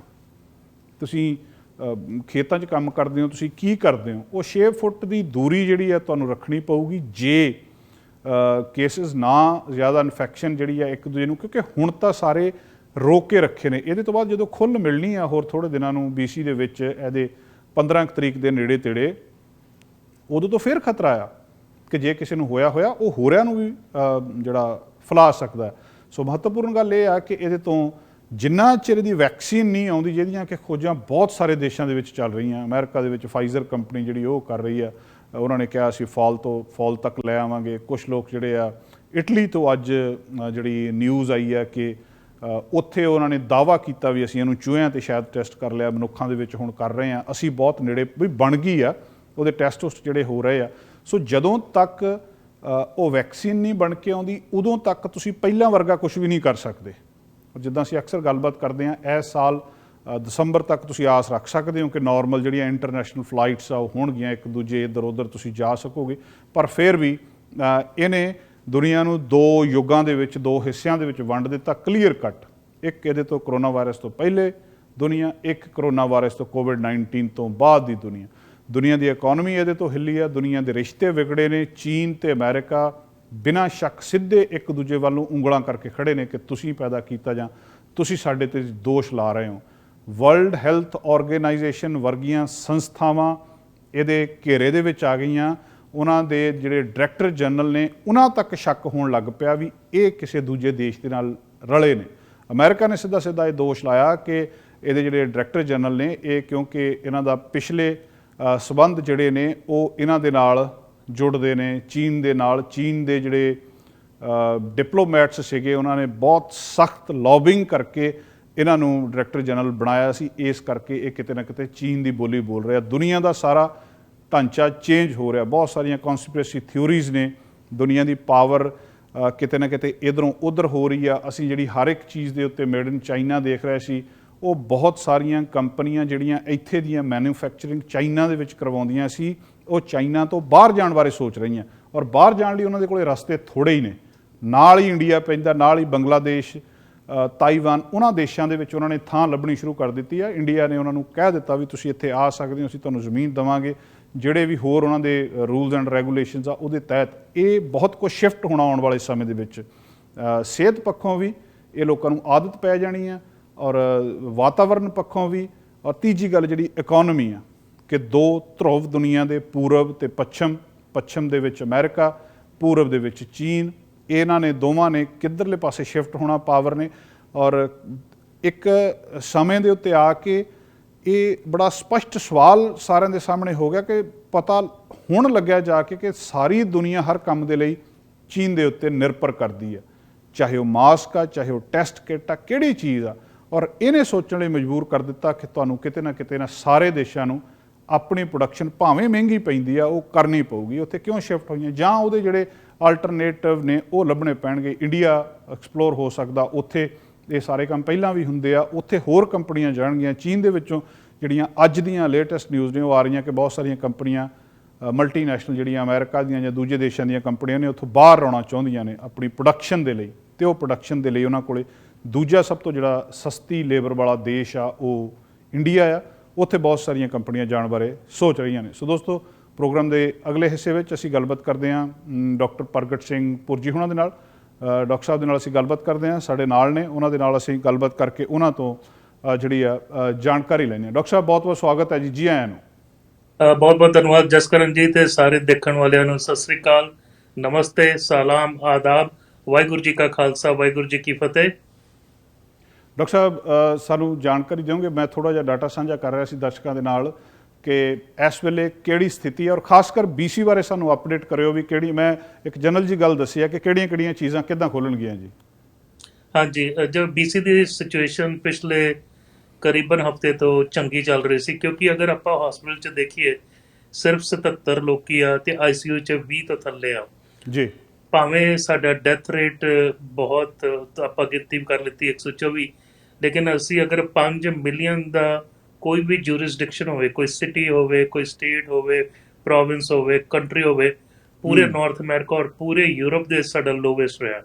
ਉਹਦੇ 2-3 ਫੈਕਟਰ ਹੈ। ਪਹਿਲੀ ਗੱਲ, ਸਾਡੀ ਜਿਹੜੀ ਮਤਲਬ ਆਵਾਮ ਆ ਉਹਨਾਂ ਨੇ ਜਿਹੜਾ ਹੋਕਾ ਦਿੱਤਾ ਸੀ ਕਿ ਘਰੇ ਬੈਠੋ, ਸੋਸ਼ਲ ਜਾਂ ਫਿਜ਼ੀਕਲ ਡਿਸਟੈਂਸ ਰੱਖੋ, ਹੈਂਡ ਵਾਸ਼ਿੰਗ ਕਰੋ, ਮਾਸਕ ਪਾਓ, ਉਹ ਵਰਕ ਕੀਤਾ। ਨਾਲੇ ਸਾਡਾ ਜਿਹੜਾ ਸਪਰਿੰਗ ਬ੍ਰੇਕ ਆ ਉਹ ਥੋੜਾ ਲੇਟ ਆਇਆ, ਉਹਦੇ ਕਰਕੇ ਵੀ ਸਾਨੂੰ ਥੋੜਾ ਫਾਇਦਾ ਹੋਇਆ ਜੀ। ਦੂਜੀ ਗੱਲ ਇਹ ਹੈਗੀ ਆ ਵੀ ਜਿੱਦਾਂ ਤੁਸੀਂ ਗ੍ਰਾਫ ਦੱਸ ਰਹੇ ਸੀ ਵੀ ਪਹਿਲਾਂ ਹਮੇਸ਼ਾ ਇਹ ਕੇਸਿਸ ਵੱਧਦੇ ਆ ਤਾਂ ਫਿਰ ਹੌਲੀ ਹੌਲੀ ਘਟਨੇ ਸ਼ੁਰੂ ਹੁੰਦੇ ਥੱਲੇ ਨੂੰ। ਔਰ ਅਸੀਂ ਇਹ ਸਾਰੀ ਜਗ੍ਹਾ ਪੂਰੇ ਵਰਲਡ 'ਚ ਦੇਖਿਆ, ਚਾਈਨਾ 'ਚ ਦੇਖਿਆ, ਇਟਲੀ 'ਚ ਦੇਖਿਆ, ਈਵਨ ਨਿਊਯਾਰਕ 'ਚ। ਅੱਜ ਮੈਂ ਆਪਣੀ ਬੇਟੀ ਨਾਲ ਗੱਲ ਕਰ ਰਿਹਾ ਸੀ, ਬਹੁਤ ਘੱਟ ਜਿਹੜੇ ਨਵੇਂ ਕੇਸਿਸ ਹਸਪੀਟਲ ਆ ਰਹੇ ਆ, ਔਰ ਜਿਹੜੇ ਹਸਪੀਟਲ ਐਡਮਿਟ ਸੀ ਉਹ ਵੀ ਘਰ ਜਾ ਰਹੇ ਆ ਹੁਣ ਰਾਜੀ ਬਾਜੀ ਹੋ ਕੇ। ਕੁਛ ਇੱਕ ਸੰਸਥਾਵਾਂ ਆ ਜਿਹਦੇ ਵਿੱਚ ਇਹ ਵਾਇਰਸ ਨੇ ਜ਼ਰੂਰ ਤੰਗ ਕੀਤਾ। ਨੰਬਰ 1 ਸੀ ਰੈਸੀਡੈਂਸ਼ੀਅਲ ਕੇਅਰ ਹੋਮ, ਦੂਜਾ ਸੀ ਜਿਹੜੇ ਪ੍ਰਿਜ਼ਨਸ 'ਚ, ਜੇਲ੍ਹਾਂ 'ਚ ਲੋਕੀ ਸੀ, ਇਨਮੇਟਸ 'ਚ ਸੀ, ਕਰੈਕਸ਼ਨਲ ਸੈਂਟਰ। ਤੀਜਾ ਦੇਖਿਆ ਅਗਰ ਆਪਾਂ ਵਰਲਡ ਵਾਈਡ ਦੇਖੀਏ ਤੇ ਸਕੂਲਾਂ ਦੇ ਵਿੱਚ, ਔਰ ਚੌਥੀ ਜਗ੍ਹਾ ਸੀ ਹਸਪੀਟਲਾਂ ਦੇ ਵਿੱਚ, ਜਿੱਥੇ ਵੀ ਕਾਫੀ ਕਰਾਊਡ ਇਕੱਠਾ ਹੁੰਦਾ ਔਰ ਬਹੁਤ ਜ਼ਿਆਦਾ ਇਹਦਾ ਫੈਲਾਅ ਵੱਧ ਸਕਦਾ। ਜਿਹੜਾ ਓਵਰਆਲ BC ਦੀ ਸਥਿਤੀ ਆ ਕਿਉਂਕਿ ਚੰਗੀ ਚੱਲ ਰਹੀ ਸੀ, ਇਸ ਵੇਲੇ ਅਸੀਂ ਕੁਛ ਤਾਂ ਦਾਇਰੇ ਖੁੱਲ੍ਹੇ ਸੀ, ਗਰੋਸਰੀ ਖੁੱਲ੍ਹੇ ਸੀ, ਐਸੈਂਸ਼ੀਅਲ ਹੈਲਥ ਸਰਵਿਸਿਜ਼ ਖੁੱਲ੍ਹੀਆਂ ਸੀ, ਟ੍ਰਾਂਜ਼ਿਟ ਦੇ ਚਲੋ ਫ੍ਰੀਕੁਐਂਸੀ ਘੱਟ ਸੀ, ਖੁੱਲ੍ਹੀ ਸੀ, ਫ੍ਰੀ ਸੀ, ਫਾਰਮੇਸੀ ਖੁੱਲ੍ਹੀਆਂ ਸੀ, ਤੁਹਾਡੀ ਲੋੜਾਂ ਦੀਆਂ ਚੀਜ਼ਾਂ ਖੁੱਲ੍ਹੀਆਂ ਸੀ। ਤੁਸੀਂ ਰੋਡ ਤੇ ਆਪਣੀ ਕਾਰ ਵੀ ਲੈ ਕੇ ਜਾ ਸਕਦੇ ਸੀ, ਟੇਕ ਆਊਟ ਲੈ ਕੇ ਜਾ ਸਕਦੇ ਸੀ। ਉਹਦੇ ਨਾਲ 30% ਇੱਕ ਦੂਜੇ ਤੇ ਕੰਟੈਕਟ ਹੁੰਦਾ। ਡਾਕਟਰ ਬੋਨੀ ਹੈਨਰੀ ਨੇ ਮਾਡਲ ਜਿਹੜਾ ਕ੍ਰੀਏਟ ਕੀਤਾ, ਉਹ ਕਹਿੰਦੀ ਅਗਰ ਆਪਾਂ 30 ਤੋਂ 60 'ਚ ਵੀ ਜਾਵਾਂਗੇ ਤਾਂ ਅਸੀਂ ਹੈਂਡਲ ਕਰ ਸਕਾਂਗੇ। ਹੋ ਸਕਦਾ ਸਾਡੇ ਕੇਸਿਸ ਦੁਬਾਰਾ ਵਧਣ, ਲੇਕਿਨ ਅੱਛਾ ਸਾਡੇ ਜੀ। ਕੋਲ ਹੈਲਥ ਕੇਅਰ ਰਿਸੋਰਸਿਸ ਹੈਗੇ ਆ, ਮੈਨ ਪਾਵਰ ਹੈਗੀ ਆ, ਕੈਪੈਸਿਟੀ ਹੈਗੀ ਆ ਉਹਨੂੰ ਡੀਲ ਕਰਨ ਵਾਸਤੇ। ਔਰ ਮੈਂ ਕੱਲ ਵੀ ਸਾਂਝਾ ਕੀਤਾ ਸੀ, ਕਰੀਬਨ 79% ਜਿਹੜਾ ਟਰਬਲ ਹੈ ਉਹ ਤੇ ਰੈਜ਼ੀਡੈਂਸ਼ੀਅਲ ਕੇਅਰ ਹੋਮ 'ਚ ਆ। ਉਹਨੂੰ ਅਗਰ ਆਪਾਂ ਪੂਰੀ ਚੰਗਾ ਮਤਲਬ ਵਾਚ ਕਰੀਏ, ਉੱਥੇ ਜਿਹੜੇ ਕੰਮ ਕਰਨ ਵਾਲੇ ਲੋਕੀ ਉਹਨਾਂ ਨੂੰ ਐਜੂਕੇਸ਼ਨ ਦਈਏ, ਜਿਹੜਾ ਪੀਪੀਈ ਜਿਹੜਾ ਹੈਗਾ ਪ੍ਰੋਟੈਕਟਿਵ ਮਾਸਕ ਵਗੈਰਾ ਜਾਂ ਗਾਊਨ ਜਾਂ ਗਲਵਸ ਜੋ ਵੀ ਉਹਨਾਂ ਨੂੰ ਚਾਹੀਦਾ ਉਹਦੀ ਟੀਚਿੰਗ ਦਈਏ, ਕੇਅਰ ਇੰਪਰੂਵ ਕਰੀਏ, ਉਹ ਵੀ ਇੱਕ ਐਜੂਕੇਸ਼ਨ ਦਾ ਇਹਦੇ ਵਿੱਚੋਂ ਸਿੱਖਣ ਵਾਸਤੇ ਹੈਗਾ। ਜੀ ਜਿਹੜੇ ਮਾਨਯੋਗ ਪ੍ਰੀਮੀਅਰ ਸਾਹਿਬ ਹੈ ਜੌਨ ਹੋਰਗਨ, ਉਹਨਾਂ ਨੇ ਕਿਹਾ ਵੀ ਫੇਜ਼ 1 ਤਾਂ ਆਲਰੇਡੀ ਚੱਲ ਰਿਹਾ, ਵੀ ਐਸੈਂਸ਼ੀਅਲ ਕੇਅਰ ਚੱਲ ਰਹੀ ਆ। ਫੇਜ਼ 2 ਜਿਹੜਾ ਹੈਗਾ ਉਹਨਾਂ ਨੇ ਕਿਹਾ ਵੀ ਇਹ ਜਿਹੜੀ ਲੌਂਗ ਵੀਕਐਂਡ ਆ ਰਹੀ ਆ, ਜੀ ਜਿਹਨੂੰ ਜੀ ਆਪਾਂ ਵਿਕਟੋਰੀਆ ਡੇ ਵੀ ਕਹਿੰਦੇ ਆ 18 ਤਰੀਕ, ਉਹਦੇ ਤੋਂ ਕੁਝ ਸਰਵਿਸਿਜ਼ ਜਿਵੇਂ ਇਲੈਕਟਿਵ ਸਰਜਰੀ, ਕਿਉਂਕਿ ਨਾ ਜਿਵੇਂ ਨਾ ਪਿੱਛੇ ਆਪਾਂ ਦੇਖ ਰਹੇ ਸੀ ਵੀ ਹਰ ਰੋਜ਼ BC 'ਚ ਕਰੀਬਨ 115 ਲੋਕ ਰੋਜ਼ ਮਰਦੇ ਆ, ਕੋਈ ਜੀ ਐਕਸੀਡੈਂਟ ਕਰਕੇ, ਕੋਈ ਨੈਚੁਰਲ ਡੈਥ ਕਰਕੇ, ਕੋਈ ਬਿਮਾਰੀ ਕਰਕੇ, ਕੋਈ ਵੀ ਵਜ੍ਹਾ ਕਰਕੇ। ਲੇਕਿਨ ਆਪਾਂ ਹੁਣ ਦੇਖ ਰਹੇ ਸੀ ਵੀ ਇਹ ਵੱਧ ਕੇ 170 ਹੋ ਗਿਆ, ਲੇਕਿਨ ਟੋਟਲ ਮੌਤਾਂ 124 ਹੋਈਆਂ ਇਸ ਦੌਰਾਨ। ਸੋ ਜਿਹੜਾ ਉਹ ਕੰਪਨਸੇਟ ਹੈਗਾ ਵੀ ਕਿਉਂ ਹੋ ਰਹੀਆਂ ਐਕਸਟਰਾ, ਉਹ ਜੀ ਵੀ ਲੱਭਣ ਦੀ ਕੋਸ਼ਿਸ਼ ਕੀਤੀ ਜਾ ਰਹੀ ਹੈ ਕਿ ਉਹ ਮੇਬੀ ਉਹਨਾਂ ਦੀ ਕੋਈ ਸਰਜਰੀ ਹੋਣ ਵਾਲੀ ਸੀ ਸਹੀ ਟਾਈਮ ਤੇ ਨਹੀਂ ਹੋਈ, ਜਾਂ ਉਹਨਾਂ ਦਾ ਆਰਗਨ ਦੇਣ ਵਾਲਾ ਸੀ ਟ੍ਰਾਂਸਪਲਾਂਟ ਉਹ ਸਹੀ ਟਾਈਮ ਤੇ ਨਹੀਂ ਮਿਲਿਆ ਉਹਨਾਂ ਨੂੰ, ਜਾਂ ਕਿਸੇ ਦੀ ਬਾਇਓਪਸੀ ਹੋਣੀ ਸੀ। ਆਲਰੇਡੀ ਇੱਕ ਫੈਮਿਲੀ ਉਹਨਾਂ ਨੇ ਕਿਹਾ ਹੋਇਆ ਵੀ ਉਹਨਾਂ ਦਾ ਜਿਹੜਾ ਵਿਅਕਤੀ ਆ ਉਹਨੂੰ ਕੈਂਸਰ ਬਹੁਤ ਜ਼ਿਆਦਾ ਫੈਲ ਗਿਆ ਸੀ, ਜਦੋਂ ਹੁਣ ਹਸਪੀਟਲ ਲੈ ਕੇ ਗਏ ਤੇ ਨਹੀਂ ਬਚ ਪਾਇਆ। ਸੋ ਜੀ ਇਹ ਇਲੈਕਟਿਵ ਸਰਜਰੀਆਂ ਖੋਲੀ ਜਾਣਗੀਆਂ ਪਹਿਲੀ ਪ੍ਰਾਇੋਰਟੀ 'ਚ। ਦੂਜਾ ਜਿਹੜੇ ਡੈਂਟਿਸਟ ਹੈਗੇ ਆ, ਫਿਜ਼ੀਓਥੈਰੇਪਿਸਟ ਆ, ਕਾਇਰੋਪ੍ਰੈਕਟਰ ਆ, ਉਹ ਵੀ ਖੋਲੇ ਜਾਣਗੇ। ਜਿਹੜੇ ਹੇਅਰ ਸਲੂਨਸ ਹੈਗੇ ਆ ਉਹ ਵੀ, ਲੇਕਿਨ ਇਹ ਸਾਰਿਆਂ ਨੂੰ ਇਹ ਪ੍ਰੂਵ ਕਰਨਾ ਪੈਣਾ ਵੀ ਅਸੀਂ ਜਿਹੜਾ social distance, physical distance maintain ਕਰਾਂਗੇ, ਆਪਣੇ ਦਾਇਰੇ ਦੇ ਵਿੱਚ ਵੀ ਓਨੇ ਲੋਕੀ ਲੈ ਕੇ ਆਉਣਗੇ ਜਿੰਨੀ ਕੁ ਜੀ ਲੋੜ ਹੈ, ਵੀ ਕਰਾਊਡ ਨਾ ਹੋਵੇ। ਔਰ ਜਿਹੜੇ ਪਾਰਕਸ ਹੈਗੇ ਆ ਡੇ ਟਾਈਮ ਵਾਸਤੇ ਖੁੱਲਣਗੇ, ਰਾਤ ਨੂੰ ਨਹੀਂ। ਬੀਚਸ ਵੀ ਖੋਲੀਆਂ ਜਾਣਗੀਆਂ। ਜਿਹੜੇ ਸਕੂਲ ਦੇ ਵਿੱਚ ਨਾ ਹੁਣ ਦੇਖੋ ਕਈ ਐਸੈਂਸ਼ੀਅਲ ਵਰਕਰ ਹੈਗੇ, ਜਿਵੇਂ ਮਦਰ ਫਾਦਰ ਸਮਝੋ ਦੋਵੇਂ ਡਾਕਟਰ ਹੈਗੇ ਆ, ਜੀ ਜੀ ਤੇ ਉਹਨਾਂ ਦੇ ਬੱਚਿਆਂ ਵਾਸਤੇ ਜਿਹੜਾ ਹੈਗਾ ਸਕੂਲ ਖੁੱਲੂਗਾ, ਲੇਕਿਨ ਉੱਥੇ ਵੀ ਜਿਹੜਾ ਫਿਜ਼ੀਕਲ ਡਿਸਟੈਂਸ ਰੱਖਿਆ ਜਾਊਗਾ। ਜਿਹੜੇ ਮਾਸਕ ਹੈਗੇ ਆ ਉਹ ਵੀ ਕਹੇ ਜਾਣਗੇ ਲਾਉਣ ਵਾਸਤੇ, ਲੇਕਿਨ ਸਕੂਲ ਬਹੁਤਾਤਰ ਸੈਪਟੈਂਬਰ 'ਚ ਖੋਲੇ ਜਾਣਗੇ, ਇਹ ਜੀ ਇੰਡੀਕੇਸ਼ਨ ਦਿੱਤਾ ਗਿਆ। ਦੂਜੀ ਗੱਲ ਹੈਗੀ ਆ ਵੀ ਇਹਦੇ ਵਿੱਚ ਜਿਹੜਾ ਤੀਜਾ ਸਟੇਜ ਆਊਗਾ ਉਹ ਤਾਂ ਹੀ ਆਊਗਾ ਅਗਰ ਸਾਡੇ ਨੰਬਰ ਲੋ ਰਹਿੰਦੇ ਆ। ਦੇਖੋ ਜਦੋਂ ਅਸੀਂ ਇਸ ਫੇਜ਼ ਤੋਂ ਦੂਜੇ ਫੇਜ਼ ਤੇ ਗਏ, ਹੋ ਜੀ ਸਕਦਾ ਵੀ ਨੰਬਰ ਨਾ ਵਧਣ, ਲੇਕਿਨ ਮੇਰੀ ਆਪਣੀ ਪਰਸਨਲ ਰਾਏ ਵੀ ਨੰਬਰ ਥੋੜੇ ਵਧਣਗੇ। ਅਗਰ ਥੋੜੇ ਵੱਧਦੇ ਆ, ਅਗਰ ਆਪਾਂ ਉਹਨੂੰ ਡੀਲ ਕਰ ਲੈਂਦੇ ਆ ਤੇ ਠੀਕ ਆ। ਫੇਜ਼ 3 ਚੱਲੂਗਾ, ਕਰੀਬਨ ਜੂਨ 'ਚ ਜਾ ਕੇ ਉਹਦੀ ਇਵੈਲੂਏਸ਼ਨ ਹੋਊਗੀ, ਮੇਬੀ ਉਹ ਇੰਪਲੀਮੈਂਟ ਹੁੰਦਾ ਕਿ ਨਹੀਂ ਹੁੰਦਾ। ਉਹ ਜੀ 'ਚ ਮੂਵੀ ਥੀਏਟਰਸ ਹੋਣਗੇ, ਛੋਟੇ ਗੈਟ ਟੂਗੇਦਰ। ਇਸ ਵੇਲੇ ਫੇਜ਼ 2 ਦੇ ਵਿੱਚ ਵੀ ਜਦੋਂ 15 16 17 ਦਾ ਵੀਕਐਂਡ ਆ ਰਿਹਾ, ਉਹ 'ਚ ਪ੍ਰੀਮੀਅਰ ਸਾਹਿਬ ਕਹਿੰਦੇ ਆ ਵੀ 6 ਤੱਕ ਅਸੀਂ ਇਕੱਠੇ ਹੋ ਸਕਦੇ ਹਾਂ। ਪਹਿਲਾਂ ਤਾਂ ਕੋਈ ਹਿਦਾਇਤ ਨਹੀਂ ਸੀ ਨਾ ਵੀ ਇੱਕ ਫੈਮਿਲੀ ਦੂਜੇ ਫੈਮਿਲੀ ਕੋ ਨਾ ਜਾਵੇ। ਉਹ ਕਹਿੰਦੇ ਆ ਵੀ ਆਪਾਂ ਆਪਣੇ ਪਰਿਵਾਰ ਨੂੰ ਮਿਲ ਸਕਦੇ, ਉਹਨਾਂ ਦੇ ਘਰ ਜਾ ਸਕਦੇ ਹਾਂ, ਥੋੜਾ ਬਹੁਤ ਖਾਣਾ ਪੀਣਾ ਖਾ ਸਕਦੇ ਹਾਂ।